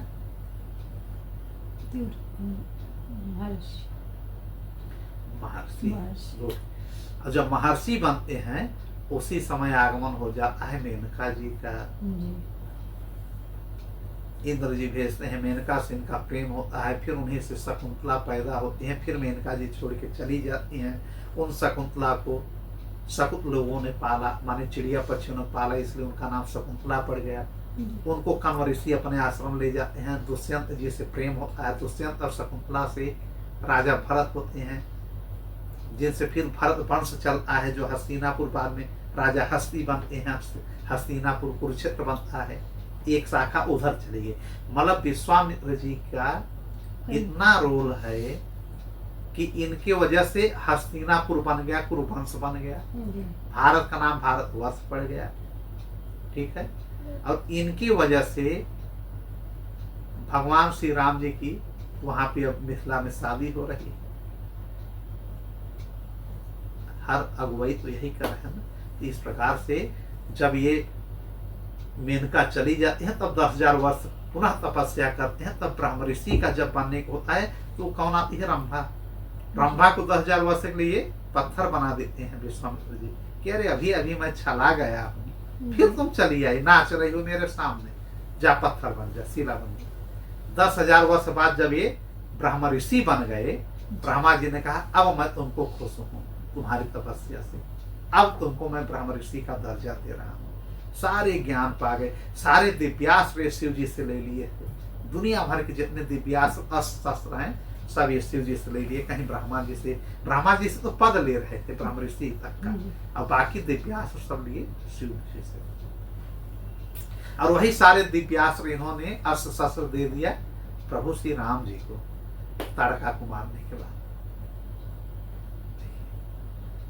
अब फिर जो रंभा थी, फिर रंभा को उन्होंने मुक्त कर दिया कि जाओ मेरा तपस्या पूरा हो गया, जाओ।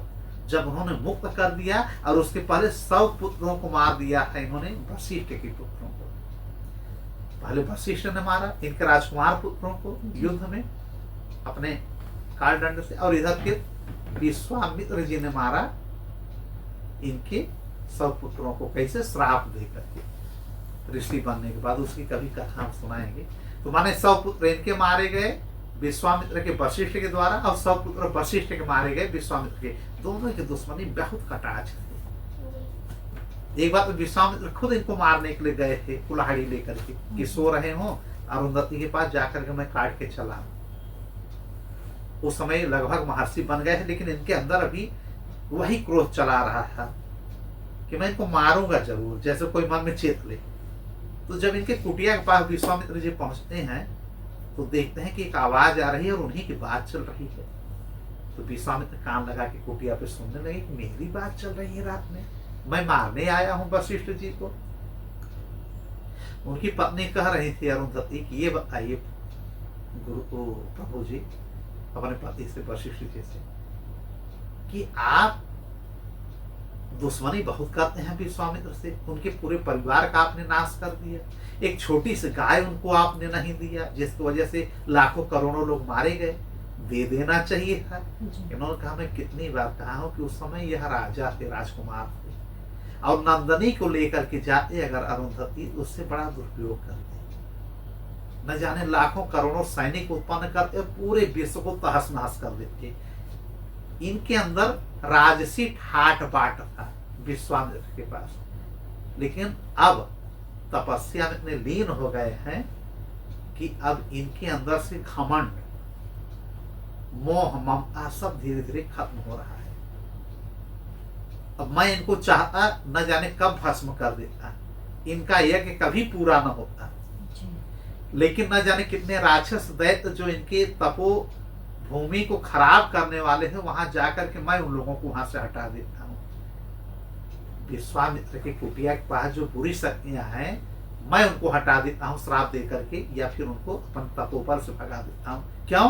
क्योंकि इनकी तपस्या पूरी हो जाए, और मैं वशिष्ठ ब्रह्म ऋषि हूं, मैं ब्रह्मा का पुत्र स्वतः हूं, मैं खुद चाह रहा हूं कि यह जो कौशिक हैं यह भी ब्रह्म ऋषि बन जाए। मेरा इनसे कोई द्वेष नहीं है, मैं केवल इनसे इसीलिए बात नहीं करता हूं, जब देखता हूं तो उधर होकर के चला जाता हूं कि अभी तुम मेरे काबिल योग्य नहीं हो। इसलिए इनके मन में यह भाव आए कि मैं उस योग्यता को पाऊं, और तपस्या कर रहे हैं, सफल हो जाएंगे। मैंने ब्रह्मा जी से कहा भी है अपने पिताजी से कि इनकी योग्यता हो तो आप इनको ब्रह्म ऋषि का दर्जा जरूर दीजिए। अब यह देख करके सुन करके तो उनकी आंखों में पानी आ गया विश्वामित्र कि मैं जिसको मारने की बात कर रहा हूँ वो तो वास्तव में ब्रह्म ऋषि है। तब उनको लगा कि सच में मैं बदला लेकर के मन में बैठा हूँ। फिर जाते हैं और जो शीला बनाए रखते हैं रंभा को, उसको मुक्त करते हैं। पहले अपने अंदर के सब भाव को, सब दुश्मनी हटाते हैं, कहा जाओ तो मुक्त हो गई। फिर ब्रह्मा जी से प्रसन्न करके ब्रह्म ऋषि का जब दर्जा लेते हैं, कहते हैं आपने तो कह दिया, लेकिन जब तक वशिष्ठ जी हमको नहीं कहेंगे कि मैं ब्रह्म ऋषि हो गया, मैं अपने आप को ब्रह्म ऋषि नहीं मानूंगा।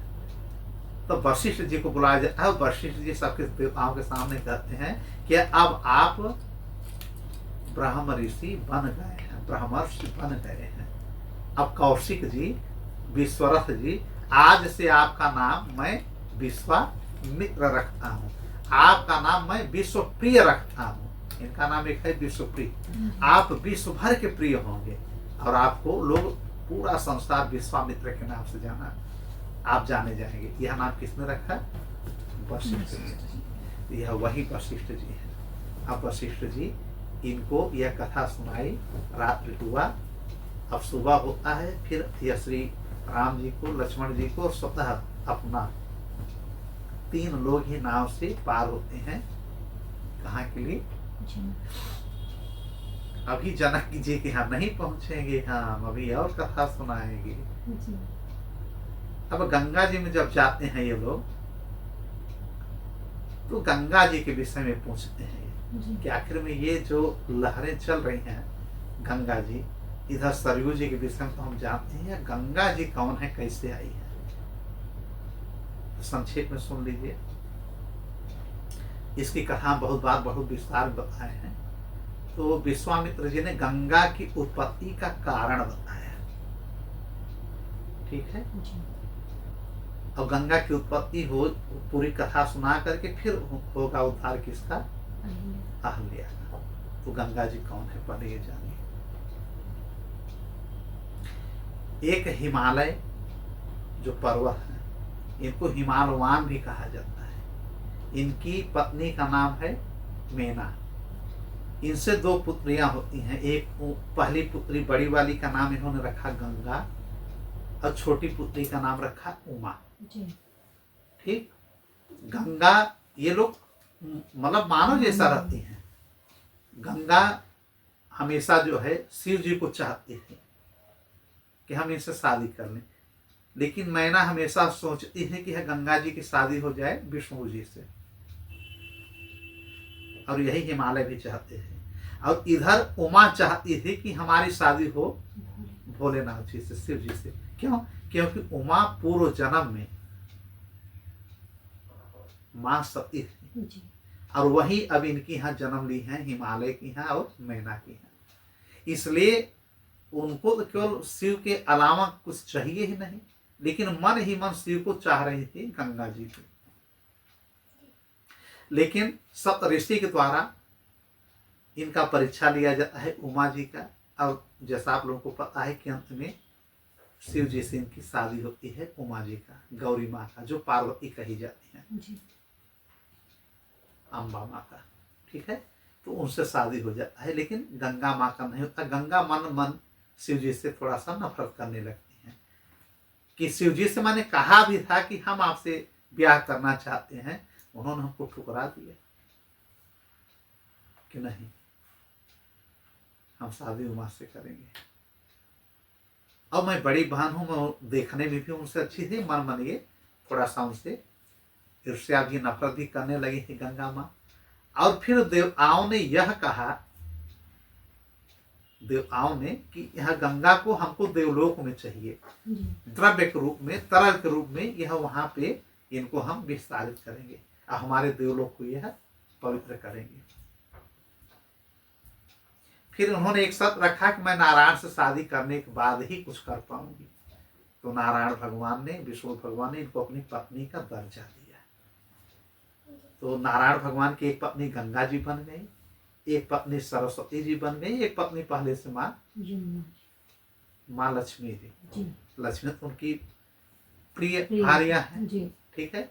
लेकिन इधर गंगा भी बन गई थी, और माँ सरस्वती, हम ब्रह्मवेद पुराण में पहले सुनाए होंगे कि जब सरस्वती प्रकट होती हैं तो पति के रूप में इनको मान लेती हैं नारायण भगवान को।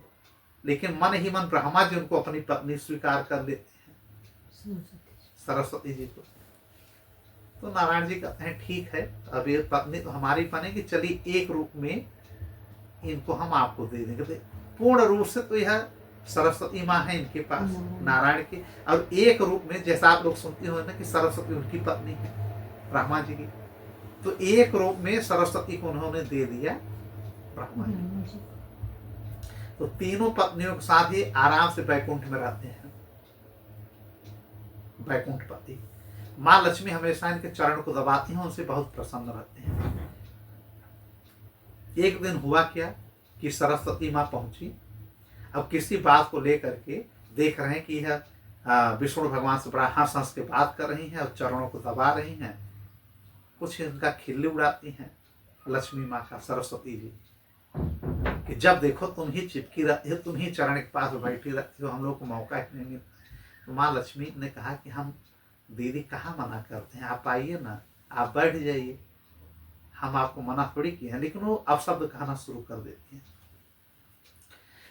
इसमें गंगा माँ इनको रोकती है, सरस्वती माँ को, कि काहे लक्ष्मी के ऊपर आप जो है उल्टा सीधा बयानबाजी कर रही हैं। तब तक वो विष्णु भगवान को भी कुछ कहने लगे कि इन्हीं की चाल है, हम दोनों पत्नियों को नहीं चाहते हैं, ये सब ज्यादा लक्ष्मी को ही चाहते हैं, जब देखो बैठाए रखते हैं अपने चरणों पे। फिर भी माँ लक्ष्मी कुछ नहीं बोली, लेकिन गंगा माँ इसका विरोध करती हैं और गुस्से में आकर के सरस्वती लक्ष्मी माँ को श्राप दे देती हैं कि जैसे तुम जड़ जैसी बैठी हो, जाओ धरती पे तुम जड़वत वृक्ष बन जाओ, और हमेशा तुम इस जो समुद्र में बैठी रहती हो सरसैया पे, जाओ तुम भी जल बन जाओ। तो एक रूप में अब श्राप इनको दो मिल गया, एक वृक्ष बनने का लक्ष्मी माँ को सरस्वती के द्वारा, और एक नदी बनने का। तो यह माँ लक्ष्मी बनती है पद्मावती नदी, और वृक्ष के रूप में बनती है तुलसी माँ। यह कथा कंसेप्ट क्लियर। उधर इन्होंने श्राप नहीं दिया लक्ष्मी माँ ने, लेकिन गंगा जी ने श्राप दे दिया कि आपने सरस्वती बे मतलब लक्ष्मी जी को श्राप दिया, आप भी धरती पे चले जाइए। क्या बन करके? नदी। तो यह सरस्वती माँ धरती पे चली आई सरस्वती नदी बन करके। बदले में सरस्वती जी ने पुनः श्राप दे दिया किसको? गंगा जी को, कि जाओ तुम भी धरती पे चली जाना आने वाले समय में, और पापियों का पाप धुलोगी। माने ये दोनों एक दूसरे को श्राप देते हुए तीनों लोगों को श्राप लग गया, और सब नदी बन करके अब आने वाली हैं धराधाम पे, पृथ्वी लोक पर। अब यह कारण बन रहा है अब यहाँ आने का। अब विष्णु भगवान नाराज हो जाते हैं कि इस वैकुंठ में इस प्रकार से ईर्ष्या जलन और ये बात नहीं चलेगी। दोनों का परित्याग करते हैं कि सरस्वती जाओ, तुमको ब्रह्मा जी चाह रहे थे, अब ब्रह्मा जी के पास तुम चली जाओ। गंगा जी तू बेमन से आई है मेरे पास मेरी पत्नी बन करके, तू चली जा शिव के पास। तो शिव की जटाओं में जाती हैं गंगा जी ना, और ये ब्रह्मा जी के पास चली जाती हैं, और लक्ष्मी जी से कहते हैं कि तुम हमेशा मेरे पास रहोगी पूर्ण रूप से। लेकिन लक्ष्मी माँ रोने लगते हैं कि नहीं, हमारी दोनों बहनें मेरे पास रहनी चाहिए। वैकुंठ पति फिर खुश हो जाते हैं कि देखा, जिसके पीछे तुम लोग पड़ी है तुम्हारी पैरवी कर रही हैं। एक काम करो गंगा, एक रूप से तुम धरती पे चली जाओ। सरस्वती एक अंश से तुम धरती पे चली जाओ नदी बन करके, और लक्ष्मी तुम भी चली जाओ धरती पे। अब दो रूप में जाना पड़ेगा, एक पद्मावती बन के जाओगी, तो जब पद्मावती नदी बन करके जाओगी तो समुद्र बन करके मैं बैठा हूँ, वहां चली आना, मैं मिल लूंगा। सरस्वती भी चली आओगी, कहाँ? समुद्र में। और गंगा भी कहाँ जाके मिलती हैं? समुद्र में। सारी नदियां कहाँ मिलती हैं? समुद्र में। तो सारी नदियों के पति कौन है? समुद्र देव है, माने भगवान नारायण है। और फिर कहा कि एक जो तुम वृक्ष बनोगी, तुलसी बनोगी, तो एक रूप में मैं शंख चूर्ण बन करके चला आऊंगा, चरास जो जलंधर बनेगा, ठीक है। और तुम तुलसी बनोगी, वृंदा बनोगी, वृंदा से तुलसी बन जाओगी। हमेशा तुलसी की इतनी मान्यता रहेगी कि बिना उसका पूजा किए मेरी पूजा स्वीकार नहीं होगा, मैं शालिग्राम जी बाद में बनूंगा। यह कथा इस प्रकार से गंगा जी के प्राकट्य का प्रकरण चल रहा है। धरती पे गंगा जी कई कारणों से आई हैं। एक तो श्राप वश आपस में लोग चली आई हैं, एक वामन जब अवतार लेते हैं तो इनके चरण जब कमंड वहां पड़ते हैं, कहाँ पे? आकाश को जब चीर देते हैं ब्रह्मांड को, तो ब्रह्मा जी जिस कमंडल से उसको इनके चरणों को धुलते हैं, उसी को रखते हैं देवलोक में, वही जल गंगा जी बनती हैं और वही धरती पे आती हैं। एक रूप से उनकी पत्नी बनी हुई हैं जो श्राप बस गई हैं, और एक रूप से अब ये जो राजा सगर हैं, ठीक है, राजा सगर की जो दो पत्नियां थी, एक पत्नी का नाम है केसिनी, एक पत्नी का नाम है सुमति, ठीक है। सुमति और केसिनी। सुमति कौन है? सुमति जो गरुण जी हैं, वरुण, अरुण और गरुण, उनकी बहन है, मतलब विनीता की यह पुत्री है सुमति और कश्यप ऋषि की, उनसे इनकी शादी होती है, ठीक है। इन्होंने महर्षि भृगु एक बार इन लोगों से बड़े प्रसन्न हुए, ठीक है, तो उन्होंने कह दिया कि हमसे जो मांगना हो मांग लो। इन लोगों ने कहा कि मुझे एक पुत्र चाहिए। जो बड़ी उनकी पत्नी होती है राजा सगर की, केसनी, वो कहते हैं केवल एक पुत्र हमको चाहिए, ठीक है, जी जिससे कि हमारा पूरा वंश चले। लेकिन यह जो है, जो सुमति रहती हैं, यह कहती हैं हमको 60,000 पुत्र चाहिए। इनके मुंह से निकल गया। इन्होंने कहा ठीक है, 60,000 पुत्र तुम्हें मिलेंगे। लेकिन बड़ी पत्नी ने केवल यह चाहा कि मेरा वंश चले। इन्होंने केवल यह मांगा कि मुझे पुत्र चाहिए। तो राजा सगर के दोनों पत्नियों से एक पुत्र जो हुआ केसनी से, वो हुए असमंज, ठीक है, असमंज हुए। और दूसरी पत्नी सुमति से हुए 60,000 पुत्र। असमंज जो है, अयोध्या में रह करके जब बड़े हुए तो वहां के बालकों को, लड़कों को खूब मारते, एक दूसरे से भिड़ा देते थे। किसी को कुआं में फेंकाते, किसी को तालाब में, अब किसी को ले जाते सरयू नदी में डुबो देते। अब तब तक खड़े रहते हैं असमंज जब तक वो मर न जाता है। उनके इस अत्याचार को देख करके राजा सगर ने उनको अयोध्या से निष्कासित कर दिया। उनकी शादी हो चुकी थी। उनका एक लड़का है अंशुमान। अंशुमान प्रपौत्र था राजा सगर की, प्रपौत्र थे। उनको बहुत मानते थे। और 60,000 इनके जो पुत्र थे उनके चाचा हुए।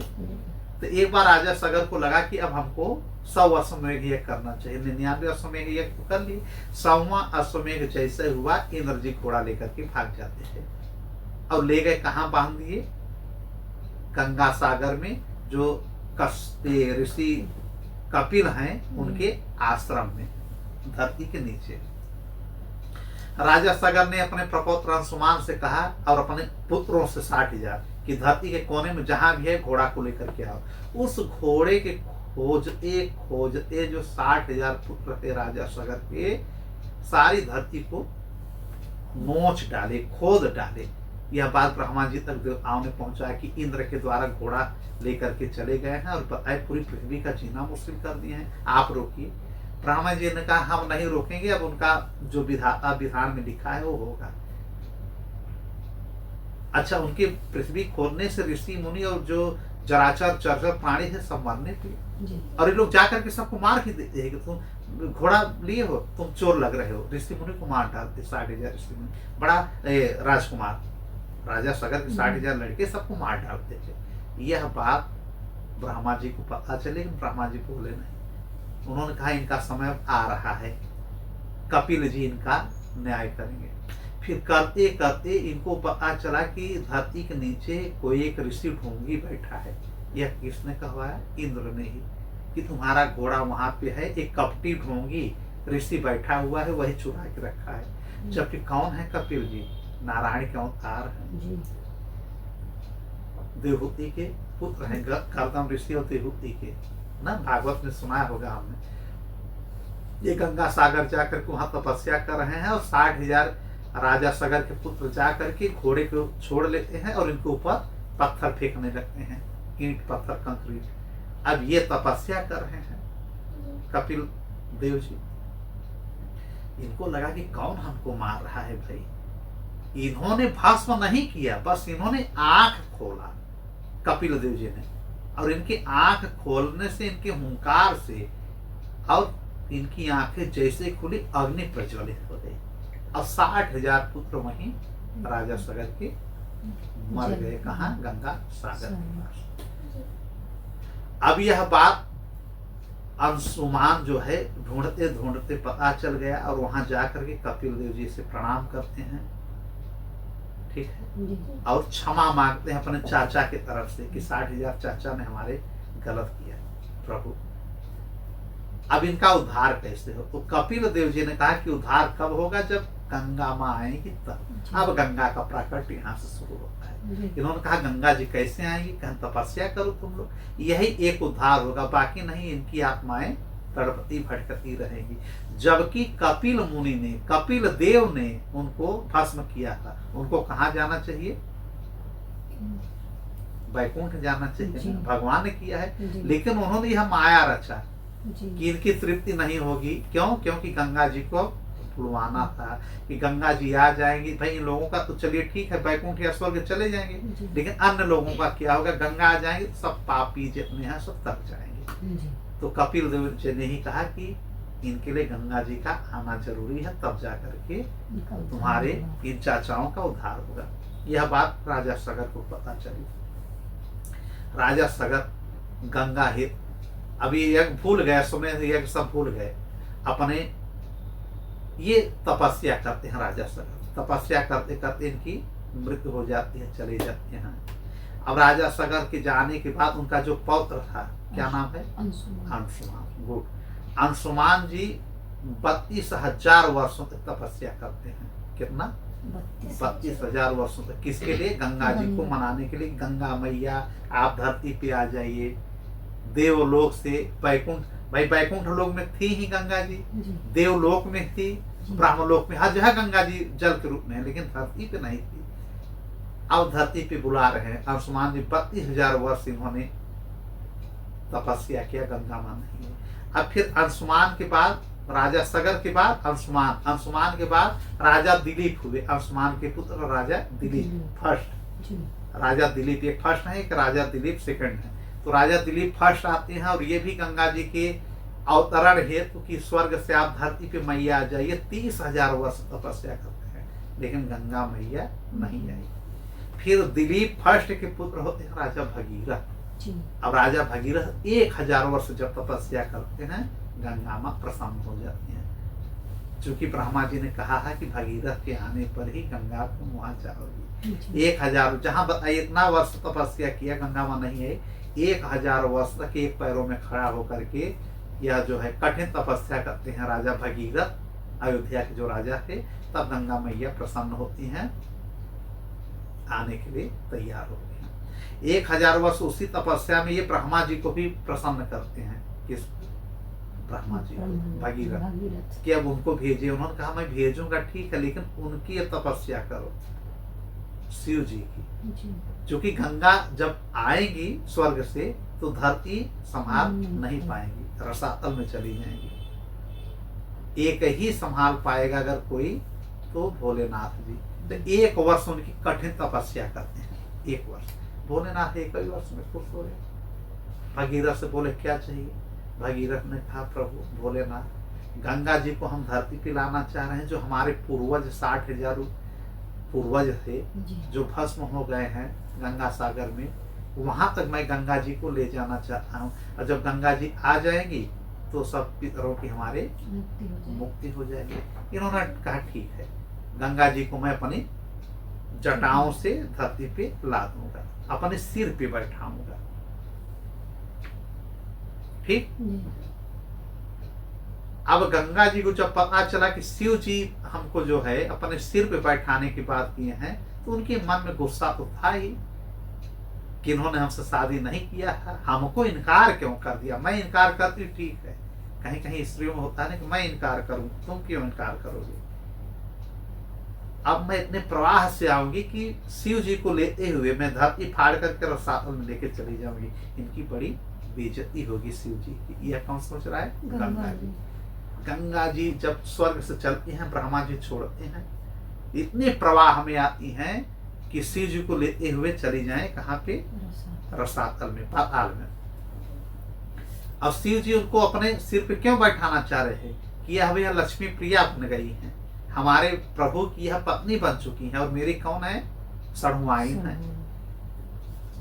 उमा गंगा बहन है तो हमारी सड़ुआइन है, तो इनको मैं इज्जत के बल पे अपने सर पे रखूंगा। लेकिन उनके प्रवाह को देख करके भोलेनाथ समझ गए कि अरे वाह, यह गंगा तो मन में बदला लेने के लिए चली है। गंगा सोच रहे हैं कि मैं किसी प्रकार से इनको जो है लेकर के धरती में चली जाऊं। फिर ये अपने जटाओं को पूर्ण रूप से खोल देते हैं, और जटा में गंगा जी को ऐसा करते हैं जैसे एक बूंद पानी जटाओं में बांध करके रख देते हैं। कई महीने तक जटाओं में बनी रह जाती, छटपटाती हैं गंगा जी, लेकिन उनकी जटाओं से शिव जी की निकल नहीं पाती हैं, उनके जटा जोट में फंस कर रह जाती हैं। भाई इतने बड़े प्रचंड वेग को हमारे भोलेनाथ जी ने अपने जटा में समावेश कर दिया, चाह करके भी गंगा नहीं निकल पाई। फिर भोलेनाथ की स्तुति करते हैं 1 वर्ष तपस्या भोलेनाथ कि हे प्रभु ऐसा मत करिए, हमारे पितर देव तड़प रहे हैं, छोड़ दीजिए। फिर भोलेनाथ प्रसन्न हो जाते हैं, कहते हैं गंगा तुमको मुक्त कर दूं कि इसी में बांध करके रखूं, बताओ। तो गंगा कहते हैं मुझसे बहुत बड़ी गलती हो गई प्रभु, मैं अहंकार में मदमस्त में चूर हो गई। इन्होंने कहा ऐसा मत करो, धरती पे आ रहे हो पापियों को पाप को धुलने के लिए, और तुम्हारे मन में ही पाप रहेगा तो कैसे चलेगा। तुम पापियों को धुलती रहोगी, यहाँ पे ऋषि मुनि ब्राह्मण स्नान करते रहेंगे, तुम्हारे पाप को धुलते रहेंगे। गंगा जी कभी दूषित नहीं हुई ना। फिर जो है ये बिंदु सरोवर से निकालते हैं, उस स्नान को बिंदु सरोवर करते हैं, और गंगा जी 7 धाराओं में अलग अलग होकर के चलती हैं, ठीक है, जिसमें एक का नाम पड़ता है गंगा। जो ये गंगा जी जाती हैं कहाँ, गंगा सागर के लिए, जो हम लोगों के यहाँ से गए हैं, ये गंगा है।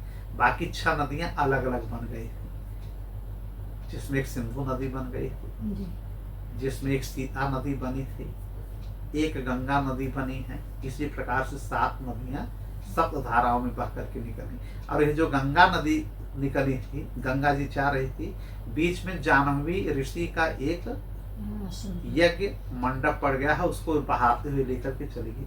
आगे आगे भगीरथ चलते थे रास्ते, ऊपर से देवता चलते हैं नगाड़ा और ढोल बजाते हुए, और पीछे से गंगा जी। लेकिन उनके आश्रम को जब बहा दिया तो भगीरथ देख नहीं पाए, और जाह्नवी ऋषि ने गुस्से में पूरे गंगा जी को आचमन के रूप में पी लिया। बताइए, ऐसे हमारे यहाँ ऋषि मुनि पूरी गंगा को डकार गए।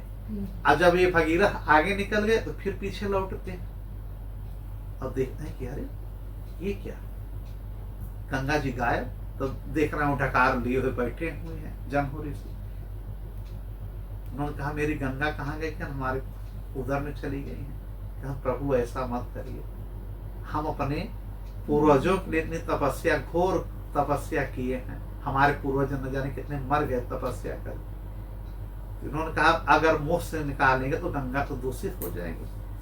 तो जाह्नवी ऋषि ने अपने जंघे से गंगा को प्रकट कर दिया मार करके, फिर गंगा जी निकल गई। इसीलिए गंगा जी का एक नाम पड़ गया जाह्नवी। जाह्नवी ऋषि के जंघे से निकलने के कारण जाह्नवी बनी। अब भागीरथ जी के लाने की वजह से भागीरथी बनी। अब 3 जगह से अलग हो गई है, त्रिपथगा बन गई गंगा जी। इस प्रकार से गंगा जी वहां से निकल करके जाती हैं कहाँ, फिर गंगा सागर पहुंचती हैं। और गंगा सागर जब पहुंचती हैं तो इनके सारे पितरों की मुक्ति हो जाती है, सारे पितर चले जाते हैं देवलोक स्वर्ग में। भगीरथ की तपस्या सफल होती है और गंगा जी पूर्ण रूप से प्रादुर्भाव हो जाता है। अब विष्णु भगवान ने कहा था कि कलयुग के 5000 वर्ष तक तुम्हारा प्रभाव वहां पूर्ण रूप से रहेगा। सरस्वती, पद्मावती नदी, सरस्वती नदी और गंगा नदी 5000 वर्ष के लिए तुम लोग रहोगी कलयुग तक। माने यह जो वैवस्वत मनवंतर है, इसका जो कलयुग यह है 5000 वर्ष बीत चुका है। अब इन लोगों का प्रभाव धीरे धीरे कम होगा। जो शालिग्राम है, जो वृंदावन है और जो काशी है, ठीक है, ये 10,000 वर्ष तक कलयुग में रहेंगे। काशी, शालिग्राम, वृंदावन, इनकी पूजा अभी बहुत मान्य रहेगी। ये बहुत पहले ही भगवान ने कह दिया है। इस प्रकार से गंगा जी का प्रकट होता है। यही बात करते करते विश्वामित्र जी, प्रभु श्री राम जी और लखन जी सहित पहुंच जाते हैं गंगा जी के उस पार। तो आज की कथा हम लोग यहीं समाप्त करते हैं, यहीं रोकते हैं, यहीं विश्राम देते हैं, ठीक है। अब अगली कथा जो है अहल्या उद्धार से हम लोग पहुंचेंगे मिथिला नरेश जनक जी की। तब तक के लिए सीताराम, राधे राधे, जय श्री राम।